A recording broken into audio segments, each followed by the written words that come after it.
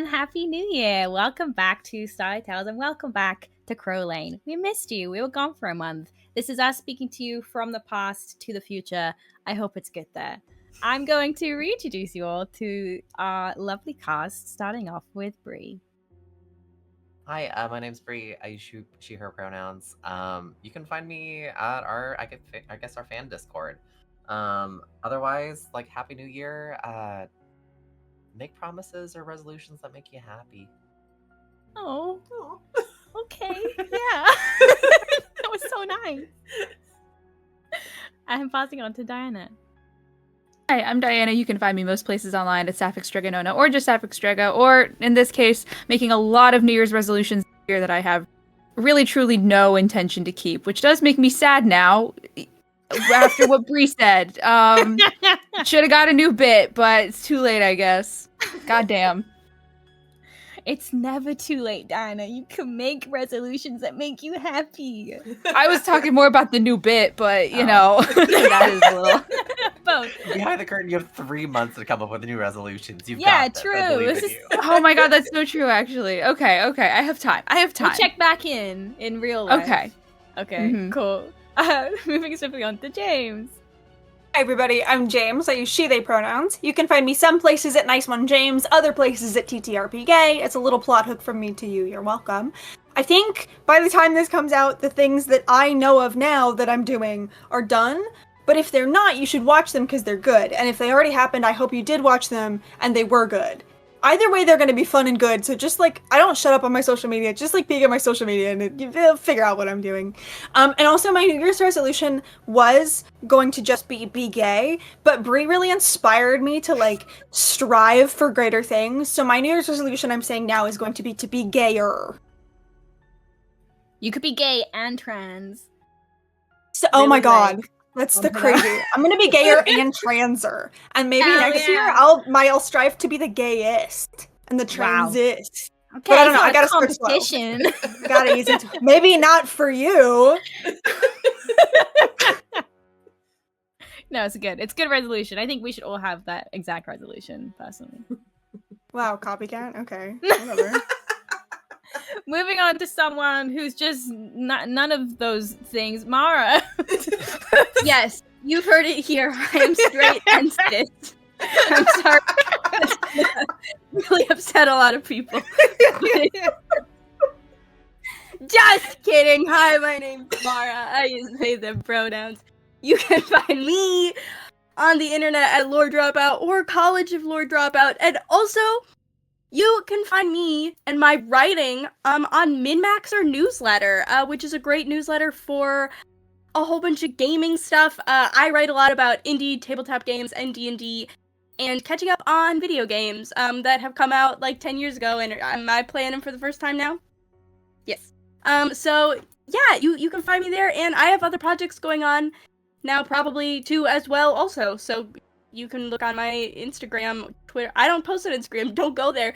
You can look on my Twitter, whatever the social media of the day is in the future times, and I'll see you there. And my New Year's resolution is to read less books next year, which is backwards, but it's needed. What I'm so far timeline are behind. we in? Excuse I'm me. 12 books behind on my reading goal. I Oh, have God. foot, but like for books. Okay, goodbye. Love you. Incredible. Last but not least, Titi. I like this cast. It's so funny. I'm TT. I'm TT. You can Thanks, find Dad. me- You can find me on so many things and being gay and yeah. Watching Supernatural, but only the first 5 seasons. I'm rewatching it, but only the first 5. Good decision. Good decision. And me, I've been here the whole time. No, really, I probably have. You can find me on the internet at Seriously. And that's it. Let's move on to our New Year's announcements, which are the same as all the other announcements I do. First of all, you can follow us on social media. You can find us most places at Starlight Tales or at Starlight Tales _. Follow us for updates and announcements on Twitter. Follow us on Instagram and TikTok for fun clips and snippets of our shows. And follow us on YouTube for entire anthologies and VOD archives of all of those shows. You can also support us over on Patreon for fun bonus content, such as like just, the random 4-hour one-shots that we decide to do in our free time just for you guys. Also, early announcements, special world-building lore, other pieces of writing, Pinterest boards, fake social media posts, just all of the brain rot that we dump, we then get to share with you for a low fee. And we really like the community that we have over there. However, one of our other communities that you can join now for free is our fan Discord. You can chat about current episodes and past episodes with all the rest of the people who watch us and discuss all of your crazy tin hat theories, which I personally very much enjoy reading. And finally, I know it's the new year. I know you've probably done all your present buying, but if there's one last present that you maybe have not gotten yet and forgot, you can head on over to Die Hard Dice for yet more dice, because you can always do with more, and use our code Starlight10 for 10% off your order. And I think that's all of the announcements. I'm going to hand it over to the intro screen.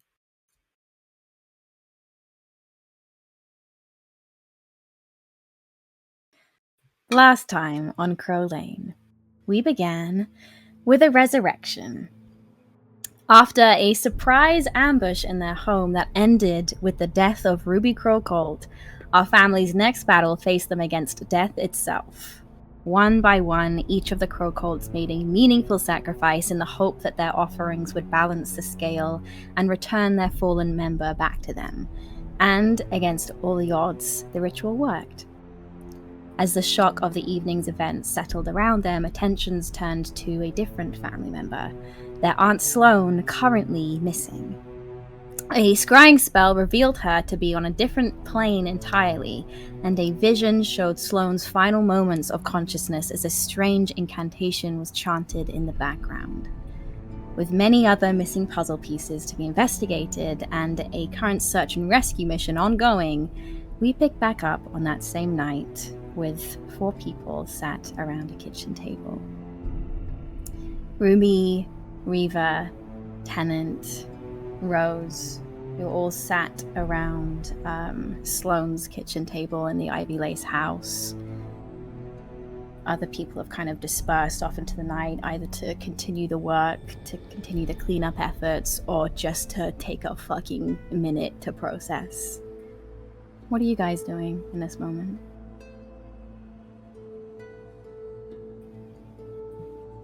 I think Reva is unused to being the person, not actively exploring or investigating what's been happening. And I think there's a little bit of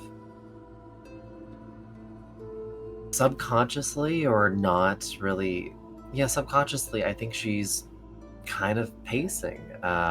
She's kind of up and standing and probably pacing back and forth from the kitchen counter to the table and kind of absent-mindedly walking back and forth. Yeah. I think almost similarly, Tennant's completely still in kind of the chair that they're slumped in, still with this heavy blanket kind of thrown over them. And they're not physically pacing, but their eyes keep moving across and watching something unseen, something invisible. And it's almost in time with your movements, Reva. These eyes keep darting back and forth across an invisible scene. What are the other two doing? Ruby's trying to sink into the floor, real hard. I think that she is deeply, deeply uncomfortable with how much people have been looking at her all night. And I think she is kind of slumped back in the chair, almost as far down as you can go, but does still have one of the napkins that she's taking notes on, braced against her knee, and is just scribbling furiously, trying to recall and record as much as she can remember of what happened while she was on the other side. I think that Rose is sitting here and hasn't been sat down for too long after just casting spell after spell to try and find Sloane, and I think has sat in the chair, and finally the hum of shock and adrenaline and sickness and everything has begun to subside, and all that's left is that feeling of falling that she experienced when she was trying to scry, and like that memory in the back of her mind of what it feels like to fall. And I think there's a moment where they like blink and kind of look around the room and like clock Reva pacing and clock Ruby like thinking down into the metaphorical earth. And I think Rose just has this sudden moment of like, I don't want to do this.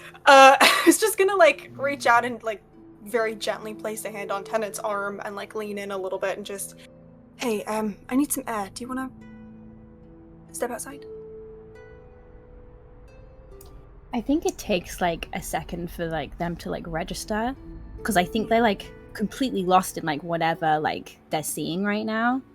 And you like, I don't think they respond to you at first. I think they just hear it as background noise and there's like no response.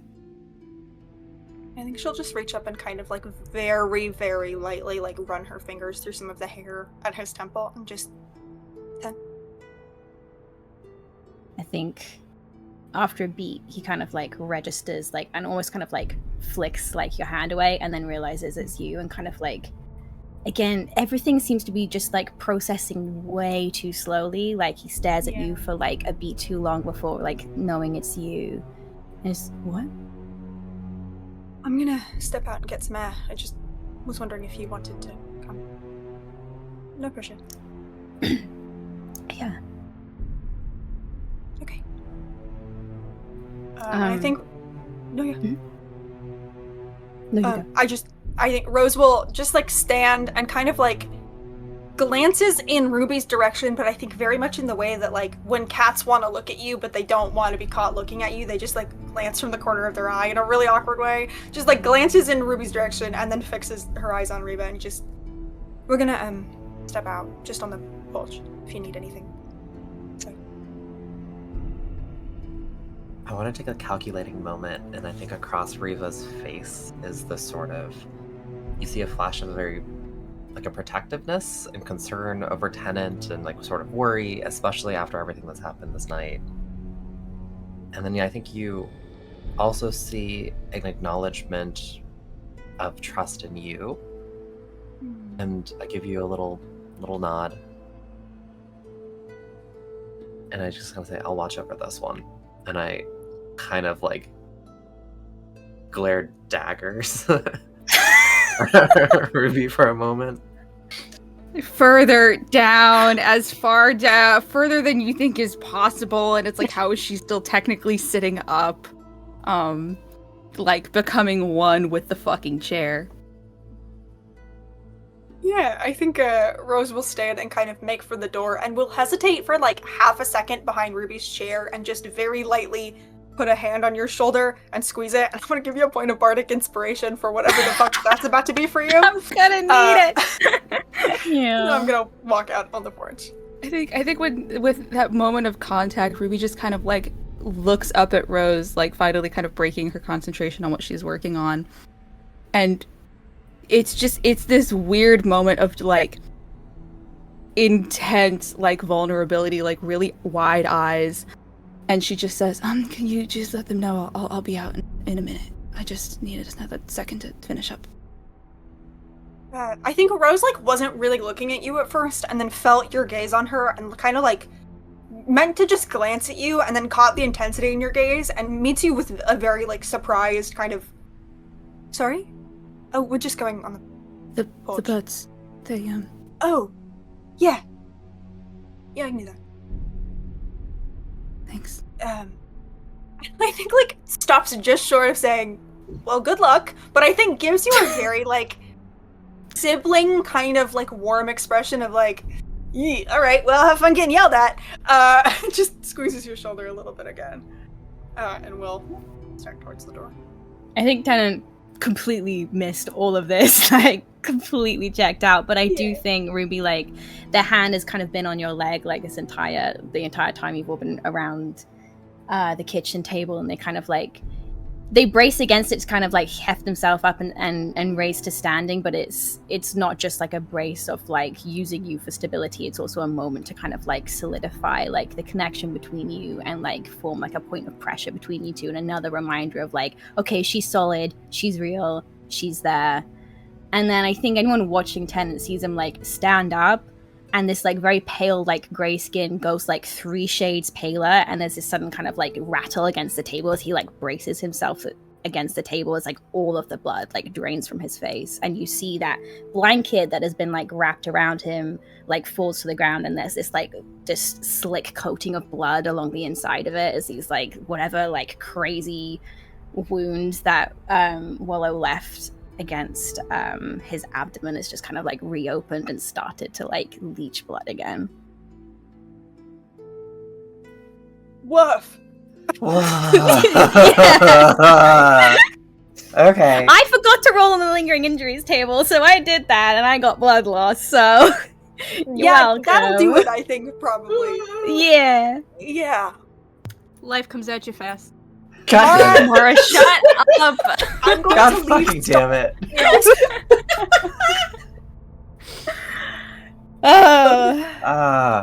I think clocking this sort of like slick of blood, I think I immediately looked to Rose and just kind of like do a, can you patch him up?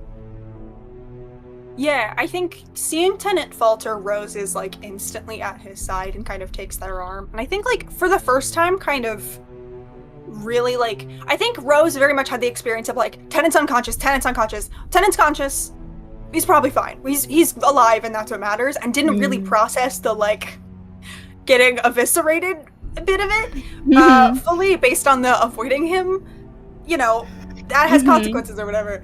And I think kind of like blinks down at this, and then we'll just like press a shaky hand kind of against his chest, and because fuck it, I'm gonna cast Cure Wounds at 8th level and blow my infernal spell slot. Okay, I'm gonna roll 1,000 d8. Give me a minute. Jesus Christ. Yeah, I think Ruby is just staring, and in her brain, it is flashing rapidly back and forth with like that same like strobe effect between that and the moment that injury happened. And there is like a little bit of like holy fucking shit, like panic and fear. But then I think that like something in like her jaw and her brow like sets, and there's like a little like just something in her brain gels into place, and she's like, yep. And then goes back to her notes. That's exactly 40 points of healing to Tennant. Yeah, I think like that the rush of magic almost kind of like makes them falter again, but in a different way. It kind of like shakes them out of this like very hazy stupor, and I think you see a lot of like, you know, I say a lot of color. He had gray skin, but like you see a little bit of like life return to like, you know, his face and his like chest again, and he like blinks at you, and you see a little bit of like haze kind of like remove itself, and it's like he's kind of like looking at you for the first time, and he kind of like grips your shoulder and is like, that'll clear the sinuses. Feel better? Thanks. Anytime. What are wives for? Squeeze his elbow a little bit. Yeah. You see a little bit of the worry lines sort of like just disappear for a moment from like Reva's face. And I think Tennant will almost kind of be like led outside, kind of still with this kind of like firm grip on you, and the two of you exit. We'll stay with you guys for a moment. You just kind of sit on the porch. I think that Rose walks out and processes, I don't remember exactly what it was, but the smeared blood writing, drawing, question mark, whatever Reba was doing in blood out on the porch. Oh my god. Yeah. Yeah, I think Rose takes like 2 steps out and looks at it and just blinks, and just with all of like the exhaustion of everything, just fucking Crowcolts. And then I will go, and I think just like one arm, like her broken arm still kind of like tucked against her side, will just like brace a hand on the railing of the porch and like take a really full breath of outside air that doesn't smell like blood or burning or ash or anything, and just kind of take a second. And then I think we'll just thunk her forehead against one of the posts of the porch out here. I think after a few seconds, you feel like a hand at the small of your back, and like just like a soft settling as Tennant kind of like hefts himself like back down to sitting just on one of the steps of the porch, and he just kind of like gives you your space, but like clears a space for you to sit next to them whenever you're ready. Yeah, I think at like his touch, I think the next breath is like a lot shakier, and she takes like a couple, like not a couple minutes, but like a minute to just like sit there and breathe and like be outside and steady. And then we'll just sort of like tilt her head against the post to look down at him and just do you need any more healing? Are you hurt? Also, do I even want to know what happened? Because that was a lot of blood. I think you see like the instinctual prepped kind of like, you know, like a little bit of a sarcastic remark or a little bit of brush off, and then his eyes start to do that like moving across like something unseen again, and it's like almost like, or any of that like little bit of life you kind of return to his face like drains again, and you see like the shivering come back, and it like where his kind of like hand is kind of like braced against the step, it just kind of becomes a bit more like white knuckled and like fragile, and he just like falls silent and like looks away. Yeah. I think Rose will just like watch this happen, and I think has about 100 in rapid succession like flashbacks to the nights right after the ant farm when like talking about it was too hard, and will just like heave a very heavy sigh and come and like half collapse, half sit next to them. And I think we'll just like put her like good hand around his arm, and I'll prestidigitate my palm to be warm again. Just try to put a little bit of warmth back in their skin. Yeah. Her head on his shoulder.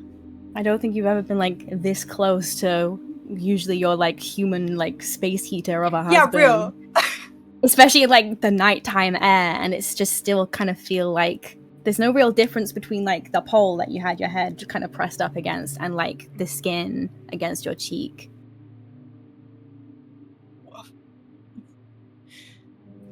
Yeah. I think Rose sits in the like heavy silence of that for a minute, and then just in a voice that is a lot less steady will just say, she looked like my mom back there in the room, just for a minute.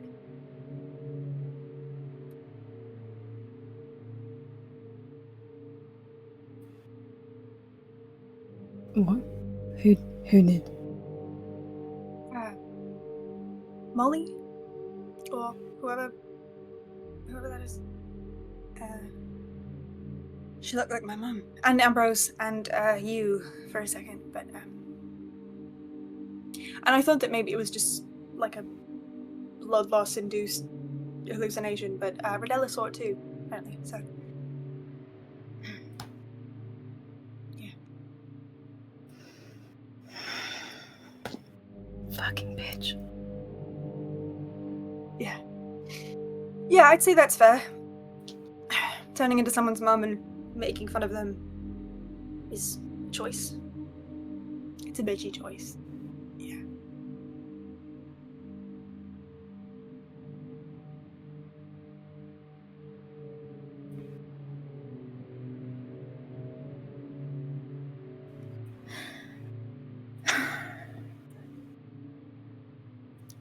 I can't,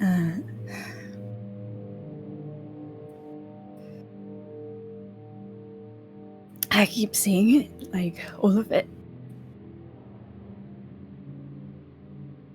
When those things attacked you, I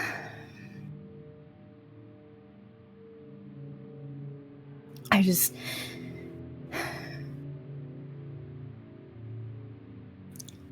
What happened to Ruby? I just keep seeing it again and again, and I can't, like, burn it away or like, get rid of it. It's just, like, I don't know what to do. Rose will move her hand from like the crook of their arm into his hand, and I think we'll like try to shift closer, and in doing so we'll like wince a little bit about the way that it's like jostling her arm, but is so determined to try to like be as close to him as possible that it doesn't stop her. And we'll just, I think, like rest her chin on his shoulder and take a moment of like, I don't fucking know what to say to that, and then just, yeah, I know the feeling.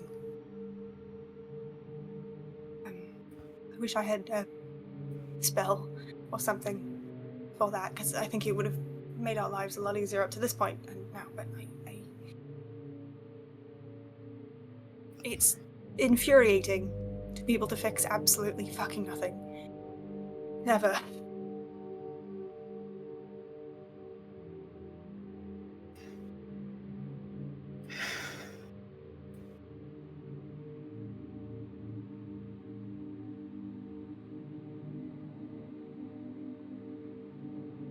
I think he will kind of sit in silence for a little while longer, and then I think we'll try and like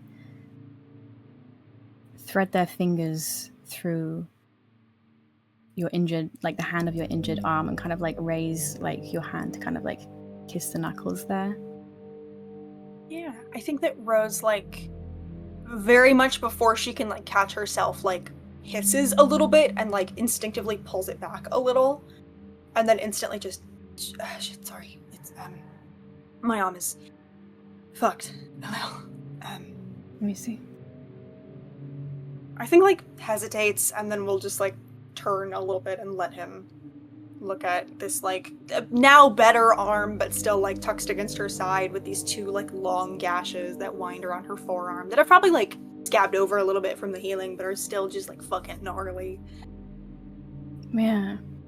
I think they kind of like peel back like the kind of like torn fabric of like whatever shirt or clothing you're wearing, and like very gently their like fingers will kind of like press over like those bruises kind of like blooming underneath your skin. And I think usually where like their palms are warm, and like very often, like, you know, you've been in plenty of scrapes together before where like they would use that heat to kind of like soothe some of that tenderness. It's just like doesn't feel like anything. And like the longer they kind of like examine your arm, like the stronger that like furrow in their brow becomes. I think that Rose like instinctually kind of reaches up and like smooths a finger over the line in between their brows, like trying, knowing that she won't get rid of the tension there, but just like trying, because that's all that they can do. And then I think like after about 2 seconds, the nervous babbling begins, and just, I don't even know how I did it, really. I didn't realize that I'd broken it at all until well, I put the fire out. You were unconscious, but I put the fire out with some of the ice from winter, and then it was a cold faded, and then I realized my arm was burning and it was all fucked, but then we had to help Ruby, and your mom looked at it, so it's probably fine, but yeah.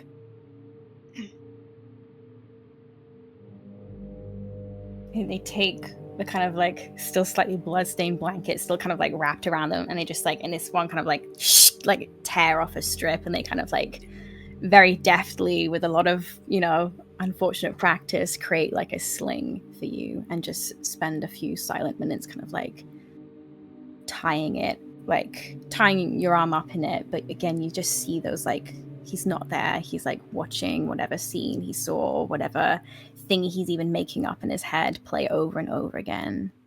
Yeah. I think that Rose like lets them do this, and then will just like kind of wait until there's a little bit more presence in his eyes before like leaning forward and just pressing like a very gentle kiss to his cheek, and just like smoothing the back of her knuckles along his cheekbone, and just, I think when you lean in to like kiss him, like suddenly like he kind of like clasps like your head against them and just kind of like holds you there, just like in that closeness. yeah. I think instantly Rose will like wind her good arm around and just like white knuckle the fabric of his shirt. Just take a really shaky breath. And then I think very softly we'll just like whisper, it kind of felt like the ant farm again, you know? It's fucked up rooms designed to kill us so someone can look on and enjoy it. Just Yeah, I think that was the point. But it was worse because, we weren't really separated in the ant farm.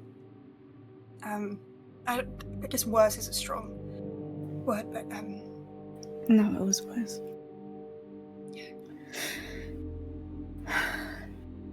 what the fuck are we gonna do, Dan?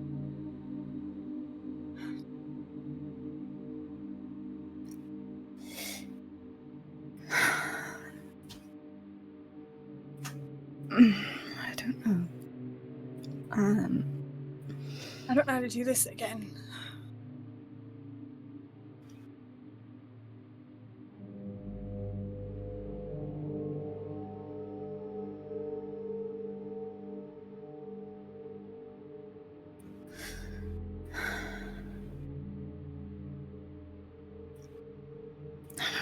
I don't know, Rosie. I don't have any answers for you right now.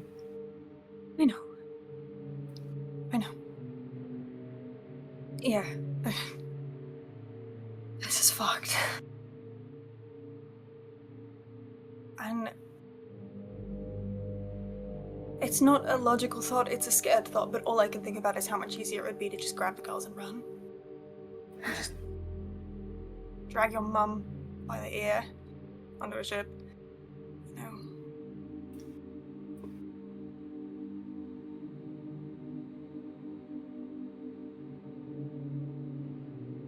I don't know how to do this when the ant farm is our house.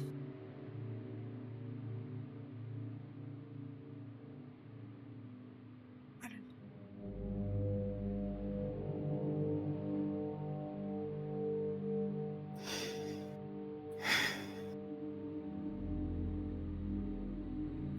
I'm sorry. I think Rose will, very gently, brace her hand against his shoulder and push back just enough to look at him with just, a teary, incredulous kind of fond expression and just, what are you apologizing for? You haven't done anything. I know, I just felt Except, like I needed to say it. tear up Sloane's blanket and bleed all over it, which we'll probably have to find a new one for him, but you can hardly be blamed for that, really.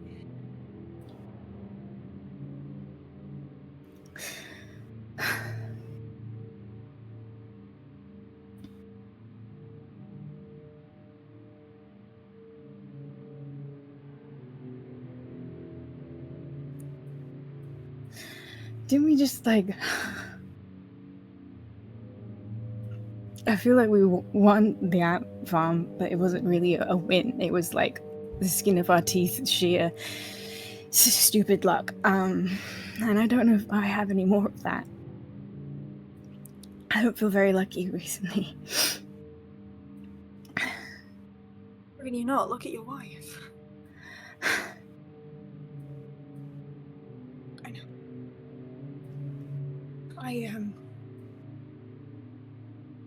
I don't know. I mean, we have all of this power and resources and connections that I don't know what to do with a single bit of it that will help, which is almost worse than having nothing and needing things in the ant farm. I don't know, 10, because that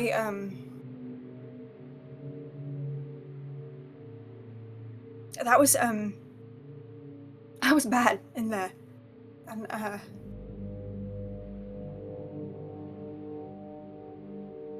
don't know. Because honestly it was a lot worse in there than it was in the worst moment of the ant farm, and I don't really know what to do with that. Because I thought it was we win and we get to live in peace, and now it's I don't know.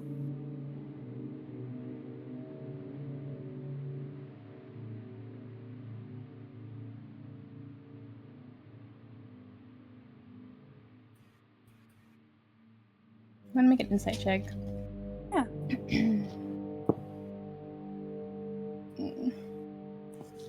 Oh, I rolled bad. 18.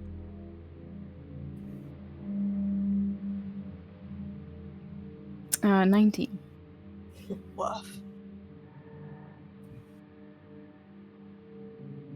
I think he's just like, he's nodding. And he's still kind of like fidgeting with like little bits of like your sling, like straightening it out. And then as he does so, his like hands graze over like the other parts of like your clothing and like where your skin is like bruised and torn. And I think like just like slowly like eyes rove over you and then kind of like settle on your face. And I think only because like Tennant is someone who is unfortunately come so close to death so many times, especially in the last fucking week and a half, like several, I think like recognizes that kind of like primal like fear and just like how your kind of earth kind of like shakes when something like that happens to you. And I think you see the moment when he kind of like clocks it. Yeah. And they don't say anything, but you do see like, I think this is also uncomfortable, like how easily and readily like tears keep welling to their eyes tonight. Like, you know, they're an emotional kind of like person as it is, but like Tennant is someone who like cries very comfortably or easily, and it just feels like there is some sort of like wall that has been like ripped away, and he just kind of like looks at you and his thumbs kind of like stroke your cheekbones, and he just openly kind of like, these tears just keep falling down his face. Yeah. I think to flavor the failure a little bit too, I think like even like Rose has tried so hard in the last like hour to build this like dam in between the feelings of almost dying and the person that she needs to be. And I think allowing like that one crack to go through, the panic and the emotion is instantly like way more close to the surface than she knows what to do with. And I think that like when Tennant's eyes meet her face, like her eyes are so full of tears that she can't really make out his expression. And like her breathing is like even, but in a very like forced way and not in a natural way, as that panic is just like thrumming in her ears like a heartbeat. And just like stares at Tennant. Yeah.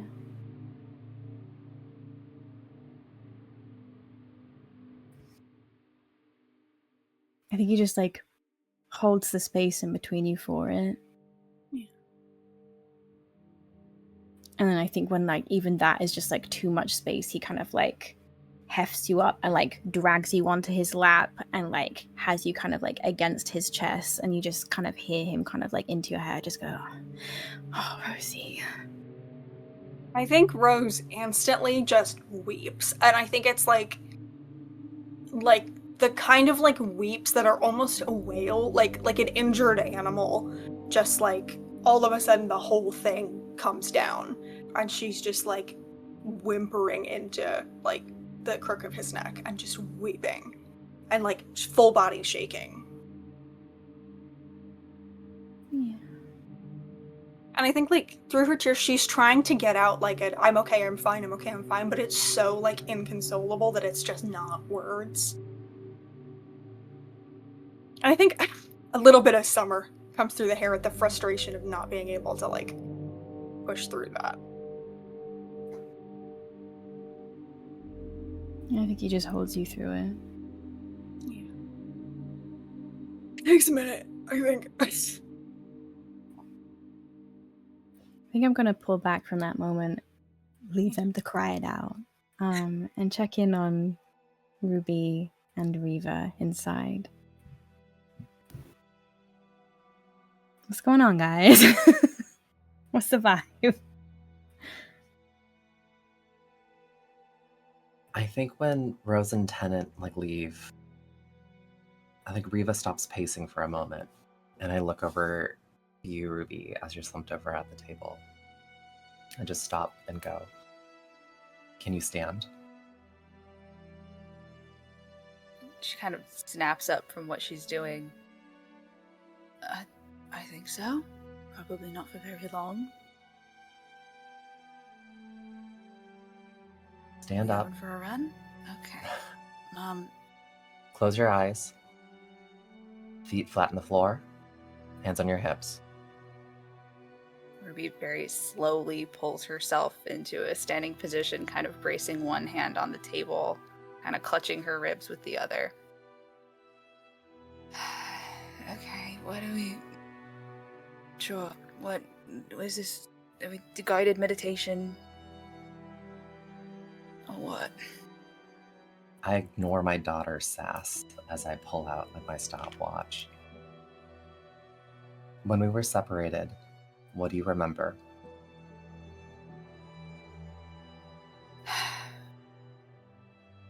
We were in the nursery. Big fucking bird. Tenant shut out the lights, and we started fighting it. The only thing that seemed to affect it was infernal fire from me, from his gun.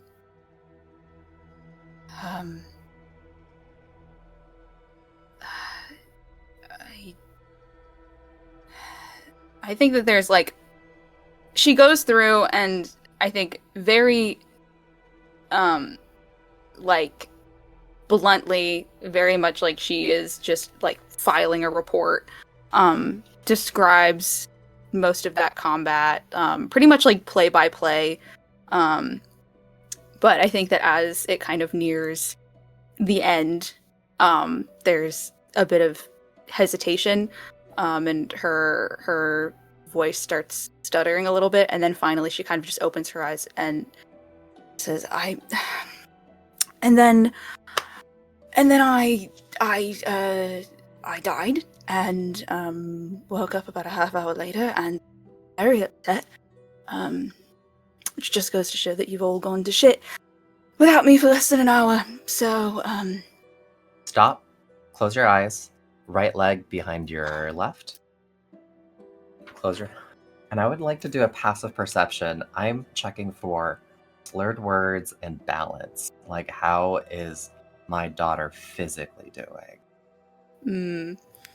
I think it's less like slurred words and more just like hesitation, a bit of stammering or pauses that I think are more the emotion of what happened starting to catch up to her and her trying to like get a handle on it, and just lock it down, and also just sheer exhaustion. I think you could definitely tell like she is still kind of like clutching her right side and very much like favoring it, just like holding at her ribs. Hold still. Can I see? And I'm gonna go to your right side. I think she kind of very hesitantly pulls her hand away. I just, hurts a bit when I breathe. Or laugh or do much of anything. Correct it. I think I crouch down. And as I crouch down, I just say 31, 83, 4, 1. All right. Breathe in, and I put my hand on like your cracked rib. Does that hurt? Yeah. Okay, exhale. Can you repeat those numbers backwards to me? Oh, Bree, I can't repeat those numbers backwards. But I think that Ruby does. I think that she can. Okay. And then I pull a dagger from the back of my, like, sort of like scabbard, one of the minis, and I hold it up in front of your eyes. And I'm like, stare at the dagger point.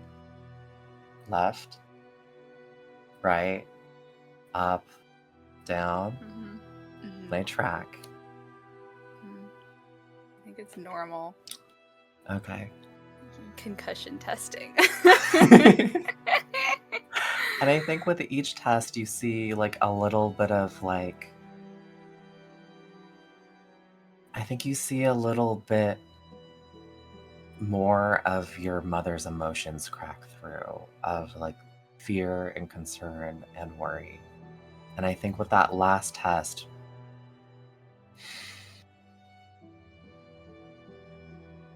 now, what is the first order that I ever gave you?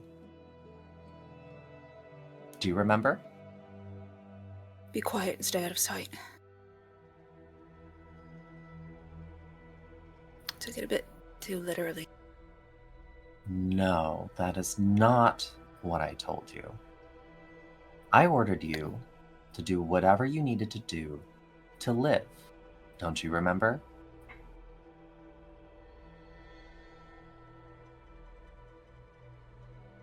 Very long time ago.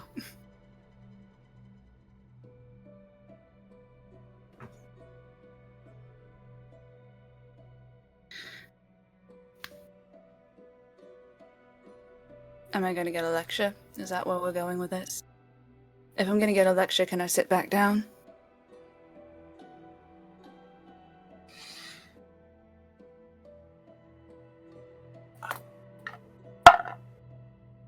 I think you see your mom's heart break a little bit. And she says, yes, sit down. Oh. Well, now I don't wanna. But I think that she slumps back in the chair, very much like a little bit like a teenager, like flopping and just being pissy about it, but then immediately like hisses and winces as she kind of brushes against her ribs again, and there's a lot of regret. Look, if you want me to apologize for what I did, if you, really anyone in this family is going to sit around waiting for an apology, you're going to be waiting a really long fucking time. I am sorry for scaring you, but I am not sorry for what I did, and I would do it again.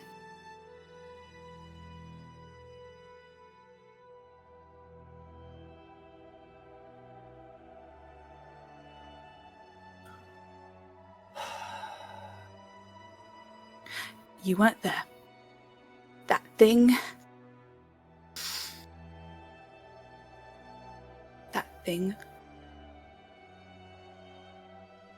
It split him in half.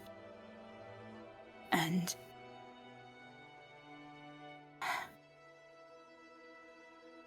And I knew that if it got one more hit in on both of us, on either of us, it would have been 2 instead of 1.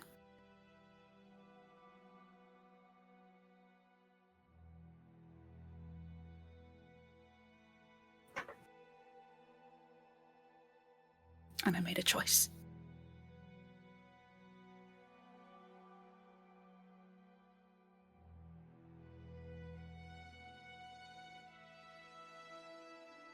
I think deep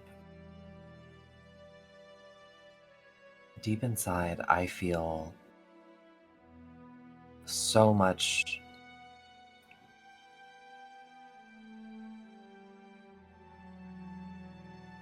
heartbreak at this, because in my internal self, like, my feelings here are the reason that you were put into this position is my mistakes.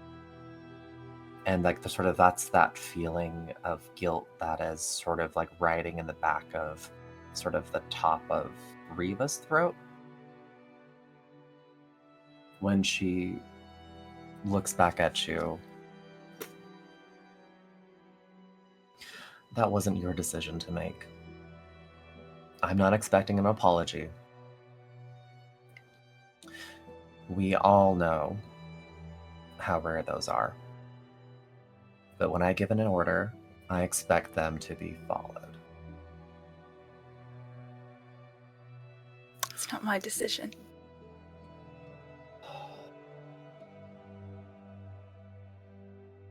Whose decision is it then? Yours? Would you like to make another choice for me?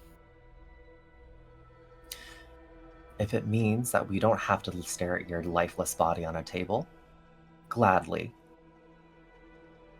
1,001 times I would make the same decision.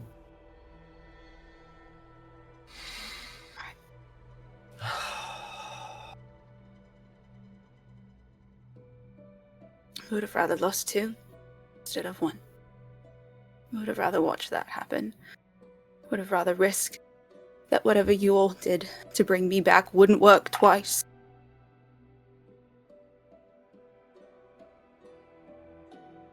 Do you want to pick between your kids?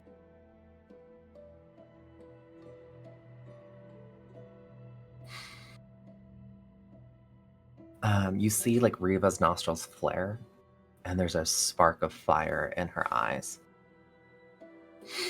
There was no guarantee that would have worked once. I know.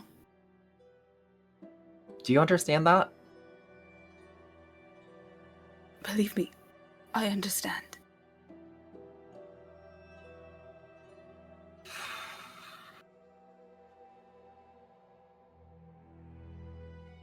But it did.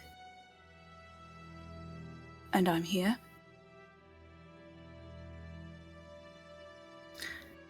And right now we have a job to do, and I don't really see much of a point in getting caught up in what ifs, because it worked.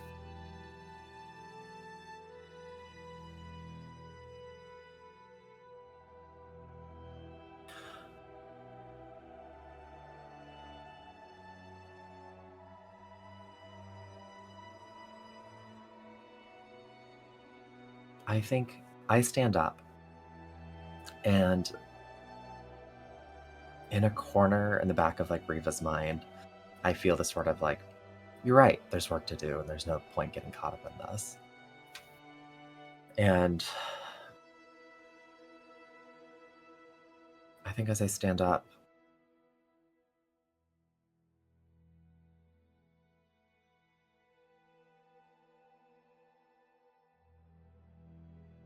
there's a moment of hesitation as it sort of clicks, as I sort of map onto what you reported to me and what I understand from my notes about this room, about the mirror. And there's still a missing piece for Riva, at least, which is, what did Molly want? And what did she get? Why did this stop? And I think,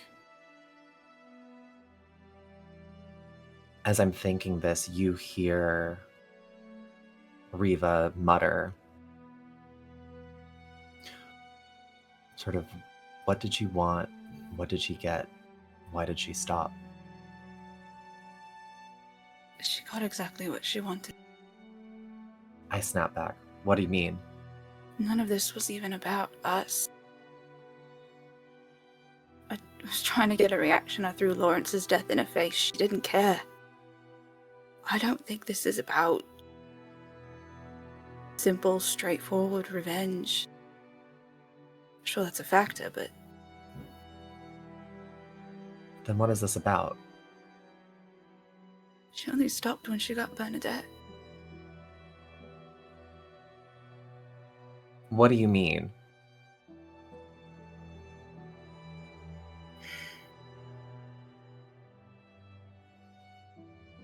When I got there, she was waiting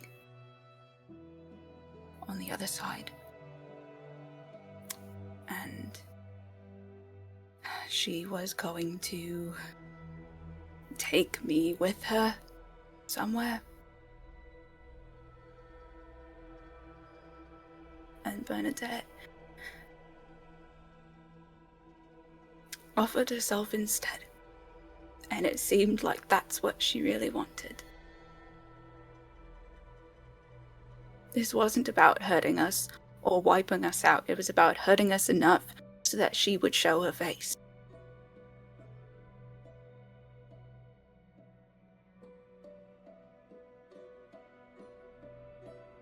And they went.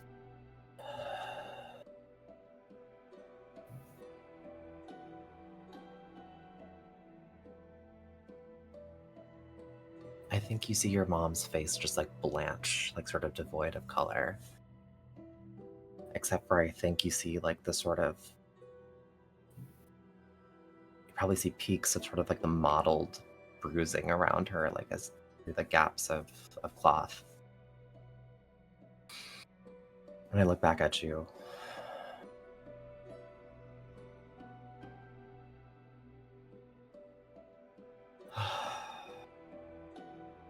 Yeah, I didn't factor that in when I was doing the math.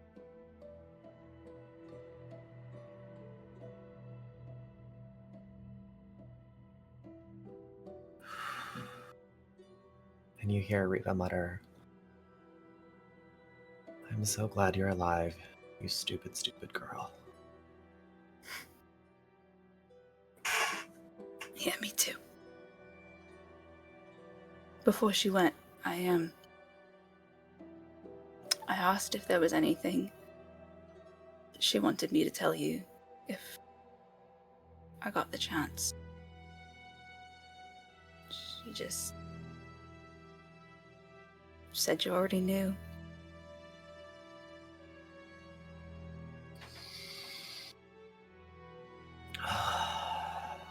Oh, you stupid girl. And this time it's not directed towards you.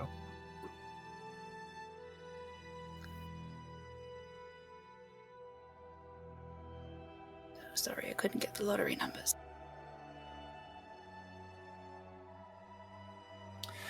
You already won the lottery, dear.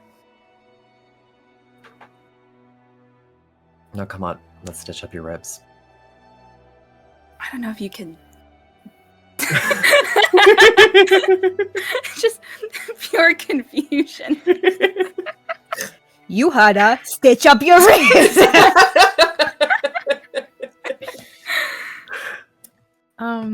I want to pull back from this moment and check in on the estate where Rodella, Nadette, and Estrus are currently in your kitchen.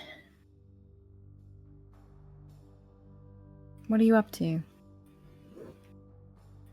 Nadette has found a bottle of wine in the rubble and is working on getting the cork out, but like can't find the bottle opener, so just finds a loose screw on the ground that fell out of something of theirs and is like doing that to pull it out. Uh-huh. I think Cordella's just watching this and looking around. And I think just frantically looking for anything that can give any indication, anything that can help them, anything that can give indication of like where Sloane might be. And I think is like her mind's just racing. And I think as it races and as she watches Nadette struggle with this cork, I think the longer it takes for Nadette to get this cork out, the more frantic the thoughts become, and she's kind of stuck in her own world, and she's thinking about now, the grandkids she's thinking about, Tennant and Ruby, she's thinking about, Riva and Rose, she's thinking about, and what are we going to do with the kids? What are we going to do with, and almost like going back into, it's been a while since Rodella's been the head of the security in practice as opposed to just title. And I think her brain just kind of starts like weaving through the web of their connections, and she pulls out her holo transmitter, which she just rarely uses to contact people, and just starts shooting off text messages and shooting off, just contacting anyone she can think of. And then after a while,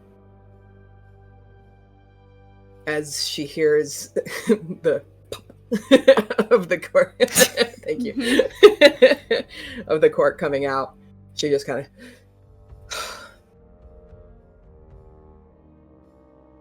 I think we have a lot of work to do.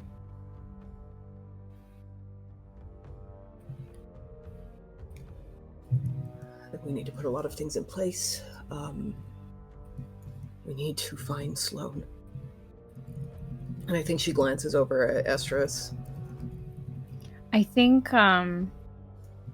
similarly, Estrus is also on her phone, like, frantically kind of shooting off texts. And, you have many, many operatives as part of the Crowcolt enterprise, many of whom operate on the planet as well. And Estrus has probably got her own sort of like operational team as well, and is just firing off texts and is like, huh?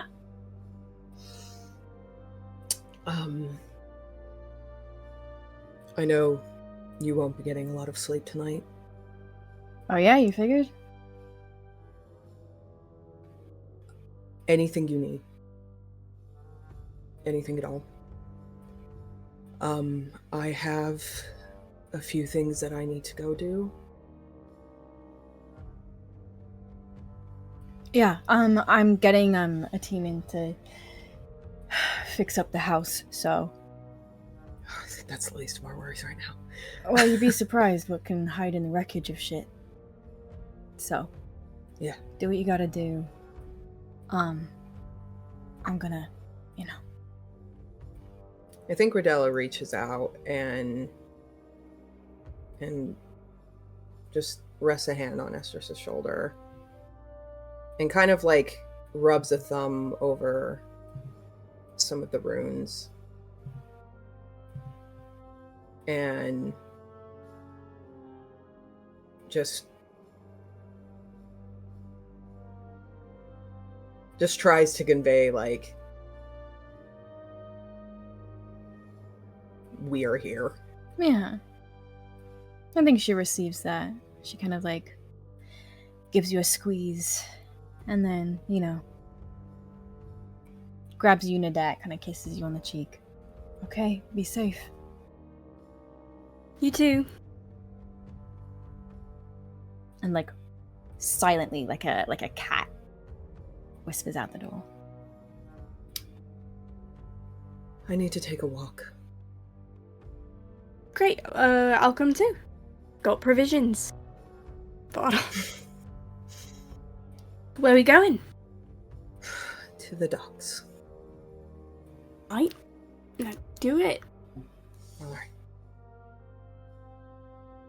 And I think Rodella just immediately just starts kind of powering forward, stepping over all the rubble, casts one more glance around, and then kind of heads out into the night.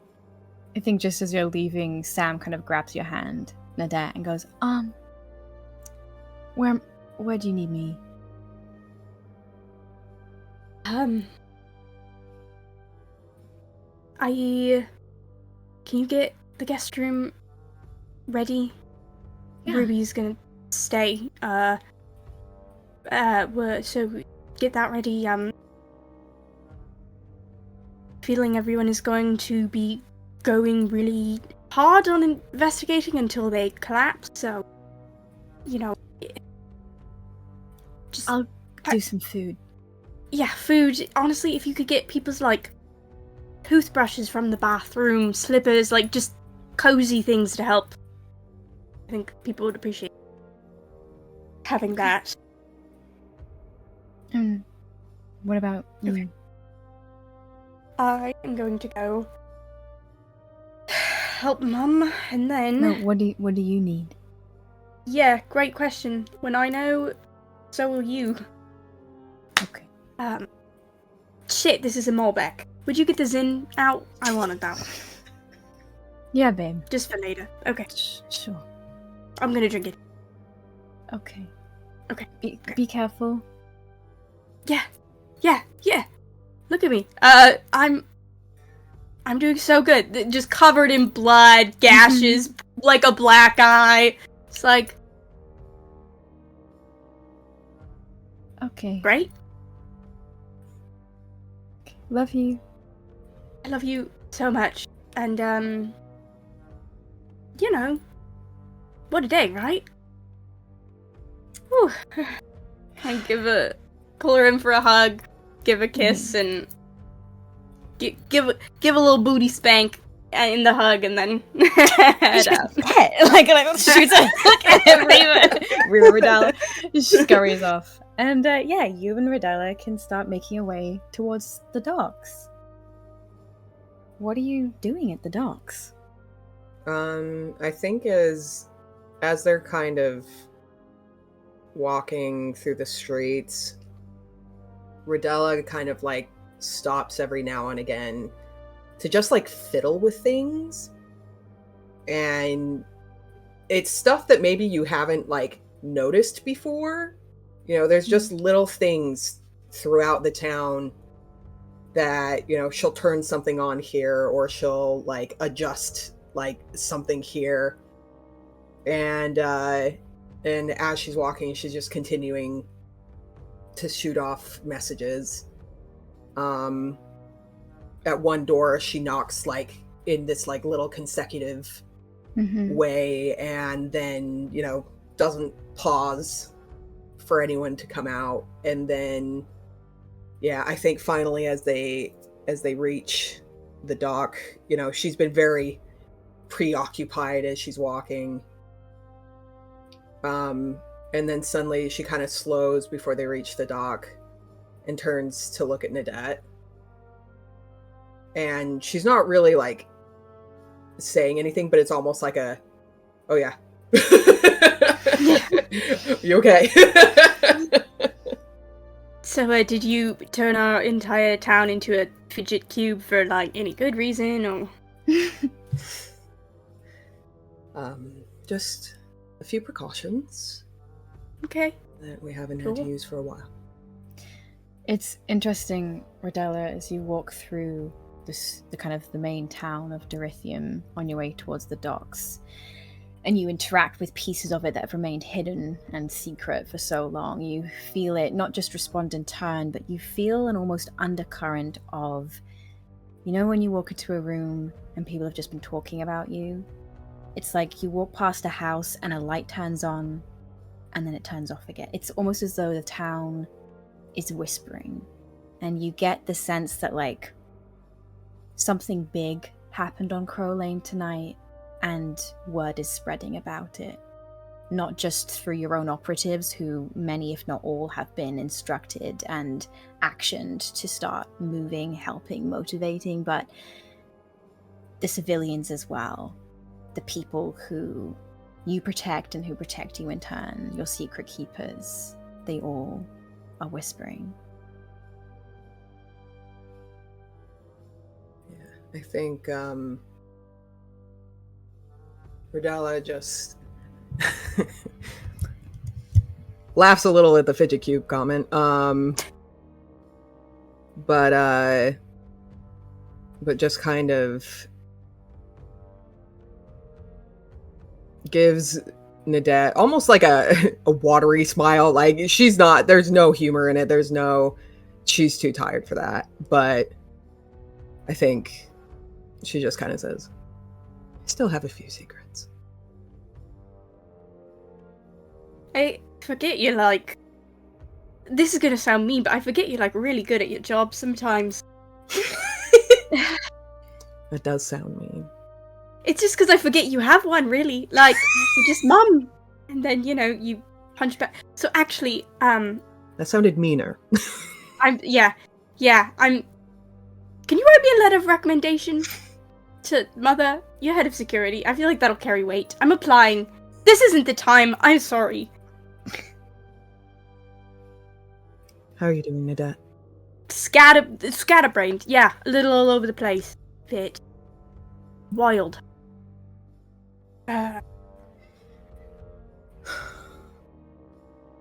think the urge to ask, like, you know, they haven't had time to ask what happened, to, like, fill in on anything, and they still don't. And Rodella knows that, but I think she just kind of, like, throws an arm around Nadette and just says kind of quietly, well, I'm about to be really good at my job again, so, let's go talk to Clive. Hey. I'm gonna just hand over the bottle of wine and be like, well, talking live. Thank you. It takes just a big swig. Okay. Woo, let's go. Yeah, and she goes to find Clive. Yeah, I don't think it takes long. Clive, the dockmaster, is probably in their usual haunt. Clive is uses any pronouns and is a Githyanki, a former pirate captain and now kind of secret ally for you guys. Once very much a hardened criminal working in the same circles as Reva, and has pretty much been looking after your docks and ships and your trades passages since you settled on Dorithium. And yeah, I think you will probably find them kind of like sitting like kind of feet up, kicked up on like a, you know, a big like storage crate, probably smoking, just this is their domain. And I think he's very kind of like very settled and like used to like being left alone to do their work here. So but I think very much like can hear your footsteps sound across the dock, and before you even kind of like have a chance to greet them, they kind of like look back over their shoulder, go, oh, hello, bit late Live. or early. I need you to shut down the docks. Excuse me? I need you to shut down the docks. I also need to know if anyone's left or come in the last few days. Why?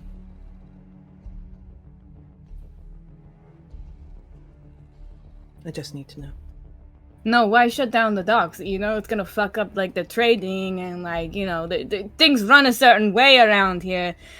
Radella, I don't know if you know that, but, you know, it's gonna cause a lot of fucking havoc and chaos if we just shut everything down, you know? I need a little bit more notice. This is your notice. I need you to shut down the docks. Okay, well, okay. I think there's maybe some other options we can explore. Like, you tell me what's going on, get me in the loop. Clive, I need you to shut down the fucking docks.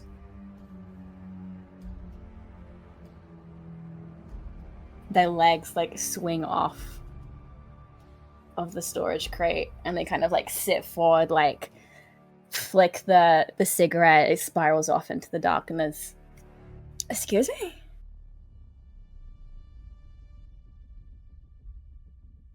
Are you refusing?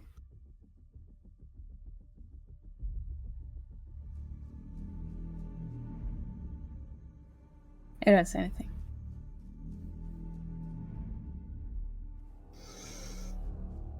How's your brother, Clive?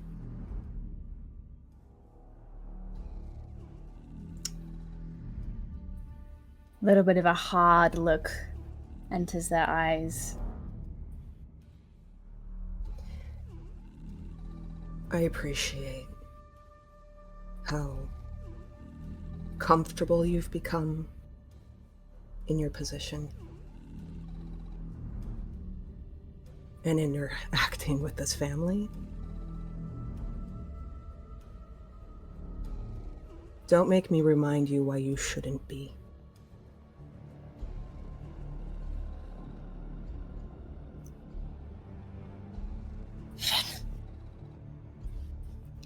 Fine, I'll shut down the fucking dock.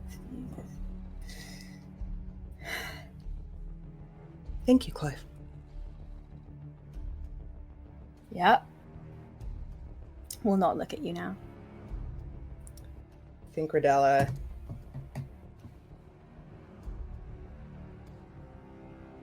turns around and glances at Nadat. Nadette's just standing, like, arms crossed, like a, oh shit!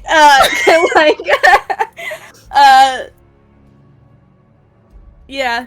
Just no words, just like, ah, damn, my mom's so cool. I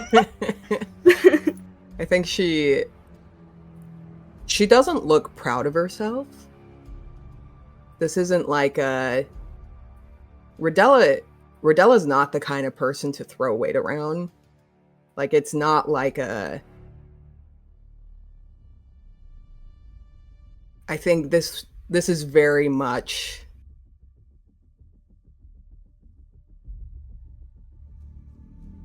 last resort kind of behavior, and I think this is just an indication of how shaken she actually is. And I think the look that you get from Radella when she turns around and looks at you isn't one of like, you know, it's very hard. And her hand goes into her pocket because you can see it trembling. and she strides out.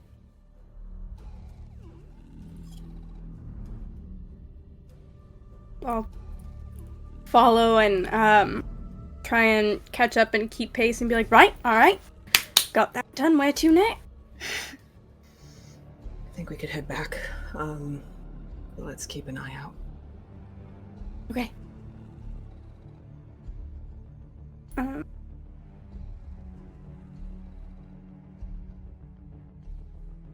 Then kind of unconsciously,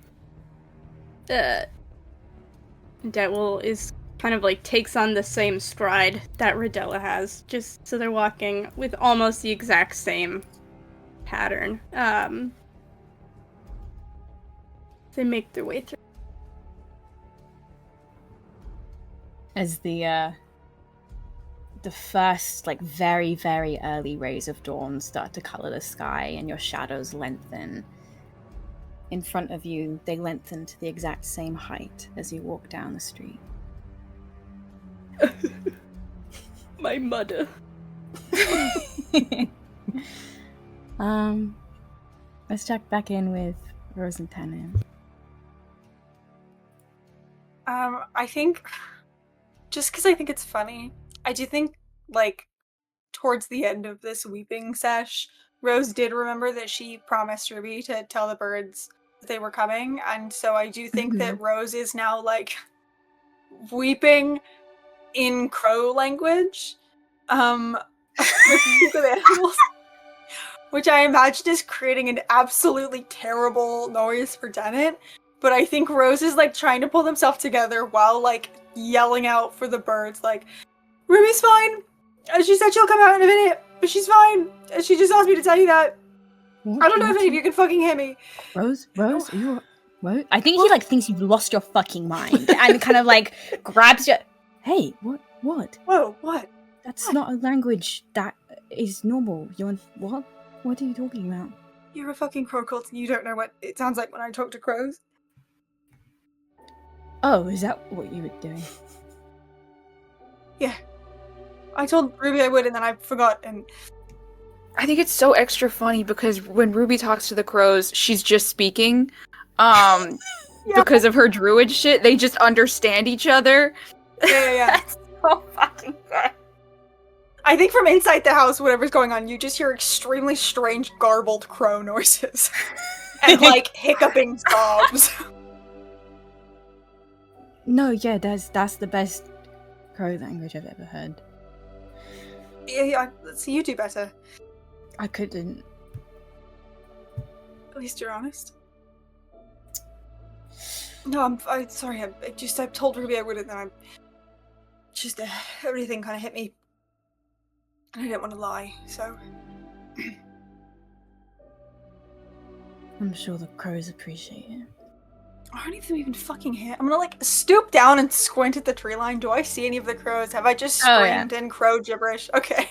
For nothing. You also see, I think one of the closest crows to you are actually, like, you see, like, kind of, like, two little, like, pinprick points of red as, like, Crowley's red eyes kind of, like, linger above Tennant protectively in a branch nearby. And next to Crowley is, like, a smaller figure, which you know is your crow, Briar. Yeah. I think seeing Crowley's red eyes almost, like, it's haunting, but I think to Rose in this moment, there's almost a small comfort to it, having, like, been looking at, like, Tennant's just, like, gray, empty eyes for a minute, seeing, like, a remnant of that, even if we don't know what the fuck is wrong with Crowley and why he's like that, seeing, like, a remnant of Tennant. What's wrong with him? He's just got 4 legs, and all of the other crazy... Doesn't shit, question mark? Didn't we canonize that last year? I don't remember. People just keep saying things. The Crowley lore is huge. But I think Rose just, like, sighs a little bit, and then I think Riley is just like, I guess I could've just fucking said it normally. Crowley understands common for some reason. Because he's very smart and good at being a bird. Yeah, that's it. I think, probably. Yeah. Okay. I'm together. I'm fine. Everything's fine. Oh, how am I gonna hold Naomi then? My arm doesn't fucking work. And he just thunks her head on his shoulder again. Just kind of like scratch the top of your head. We should check in on our kids, right?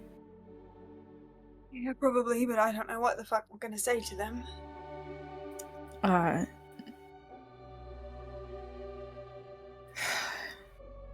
I think we've well surpassed the line that we can pretend is normal here. Fuck. Okay. I'm sure I'll come up with something really good in between now and then. Yeah, you wanna hit me with a practice run?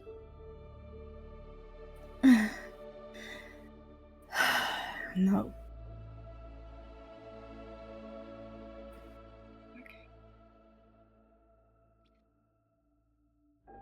Look, I'm gonna check in on the girls and then,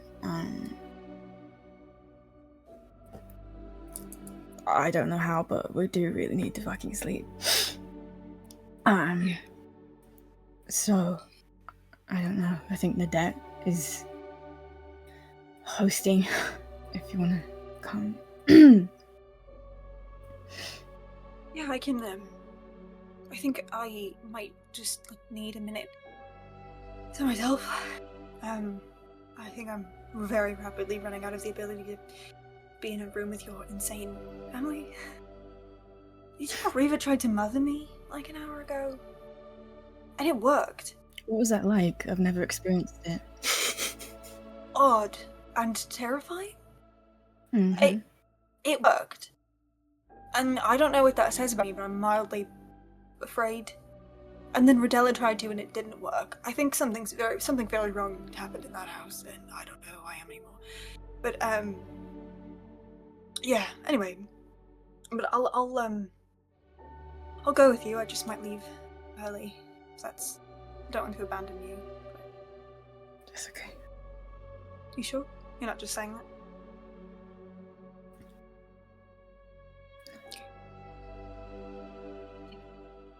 Plus, I think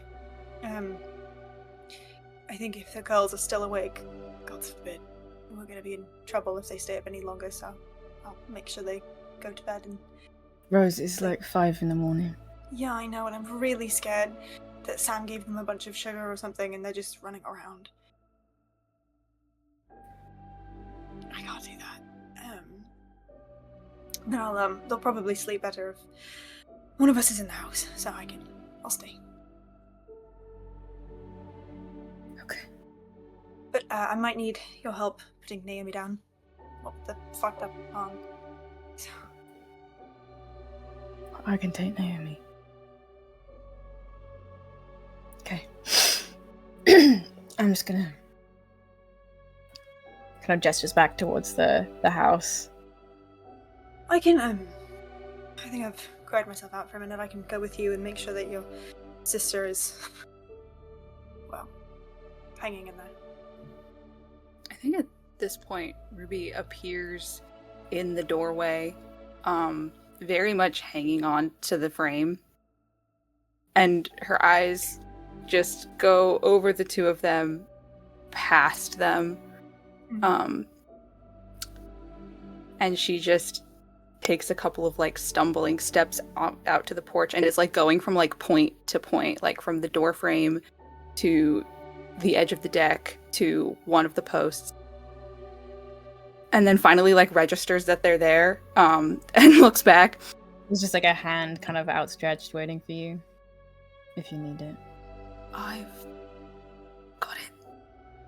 I can walk. Slowly. Nobody said you could. He thought it. But never. Right. And I think at this point, will very begrudgingly accept the hand,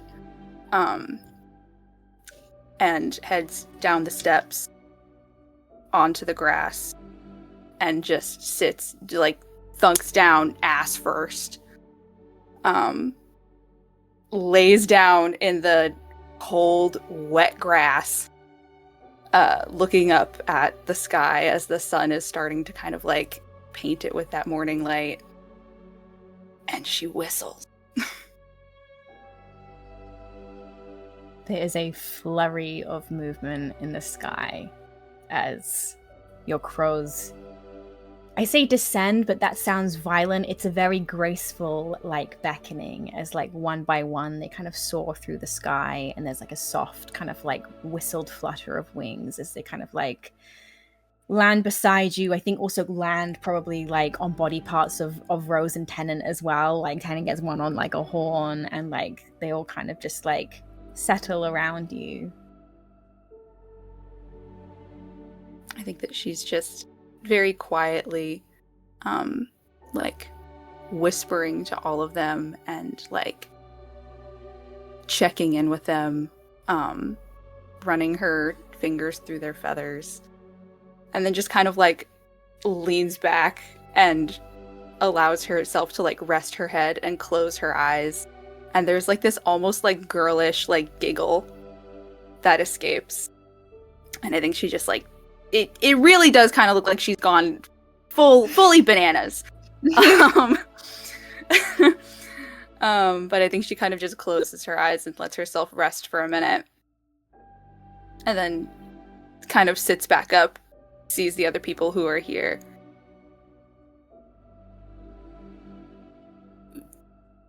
Can I help you?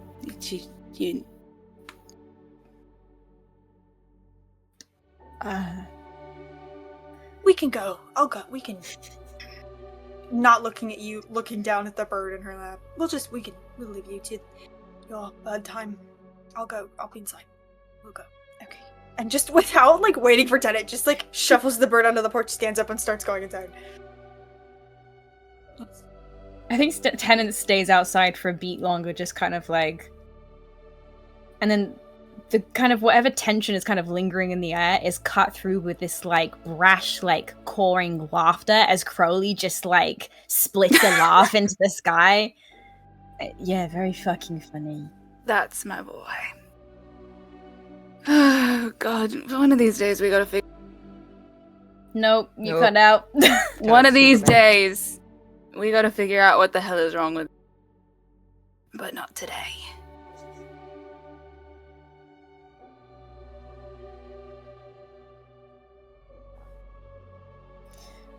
You want to sit? I'm gonna check in on the girls, and then. Right.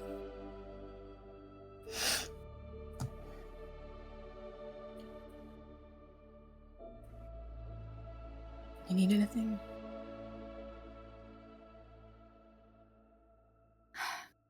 A nap. Yeah.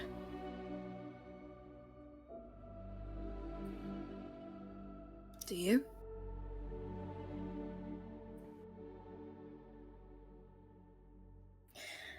I'll see you in a minute. Alright. I'll be here. I think Tennant starts to hobble off in the direction of the cottage. And Nadette and Rodella, I think it's about this time that you probably cross paths with him on your way back up. Everything okay? No. Figuratively. No one else is dead. And just kind of ducks past you.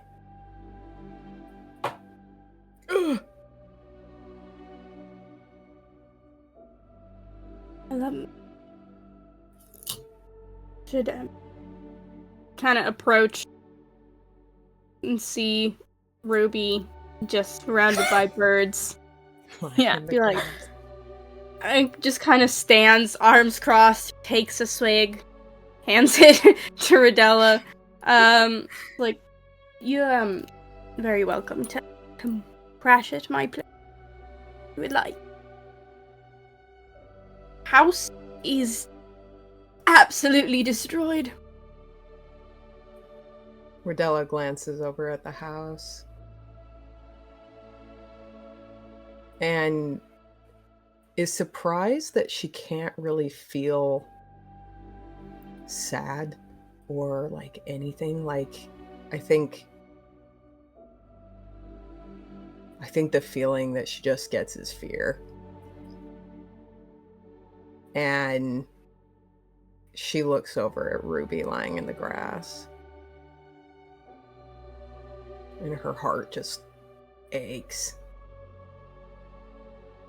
And I think she takes a very long swig of this not great wine. And then I think she moves closer to Ruby and holds out the wine. Grabby hand reaches up from underneath Age's blanket of birds. And I think she like goes to start like sitting back up and then flops back down. Oh, I think I'm stuck. yeah. Immediately down at your side, like full bodily, like wrapping you up. All right, where to? Rodella literally like stands up with you cradled like a baby in her arm. No. I got myself here most Where of the to? way, and I can.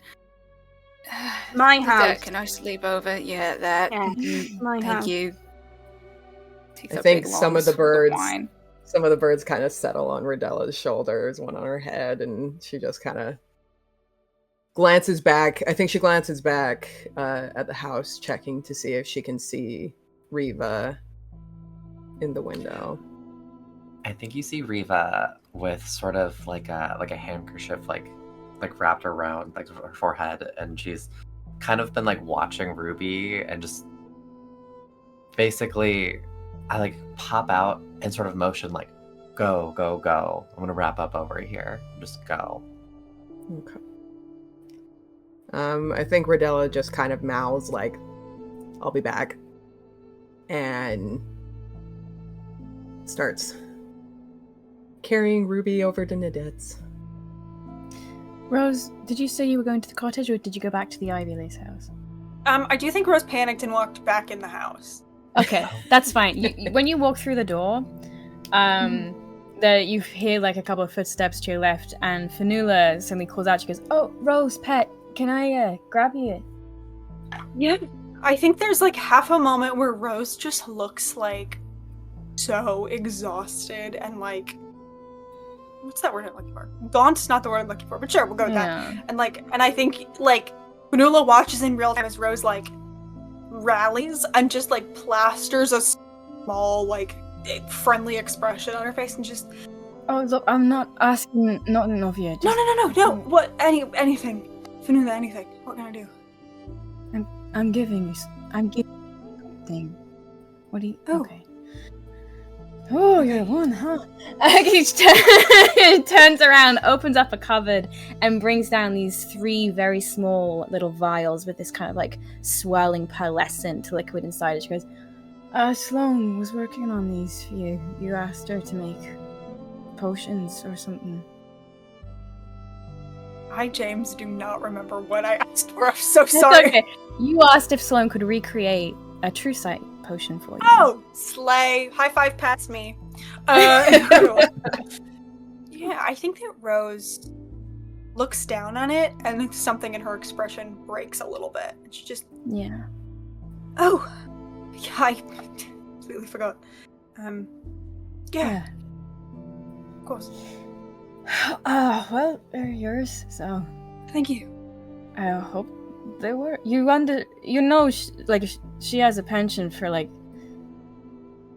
that won't be a block standard true sight potion. You know that, right? Yes, I Okay, you might see too much. You know. Yeah, I'm pretty sure the last time I asked Sloane for a potion was after the kids cut my hair and the tenant ended up with a huge beard. So. Oh yeah, I remember that. He's bald as well.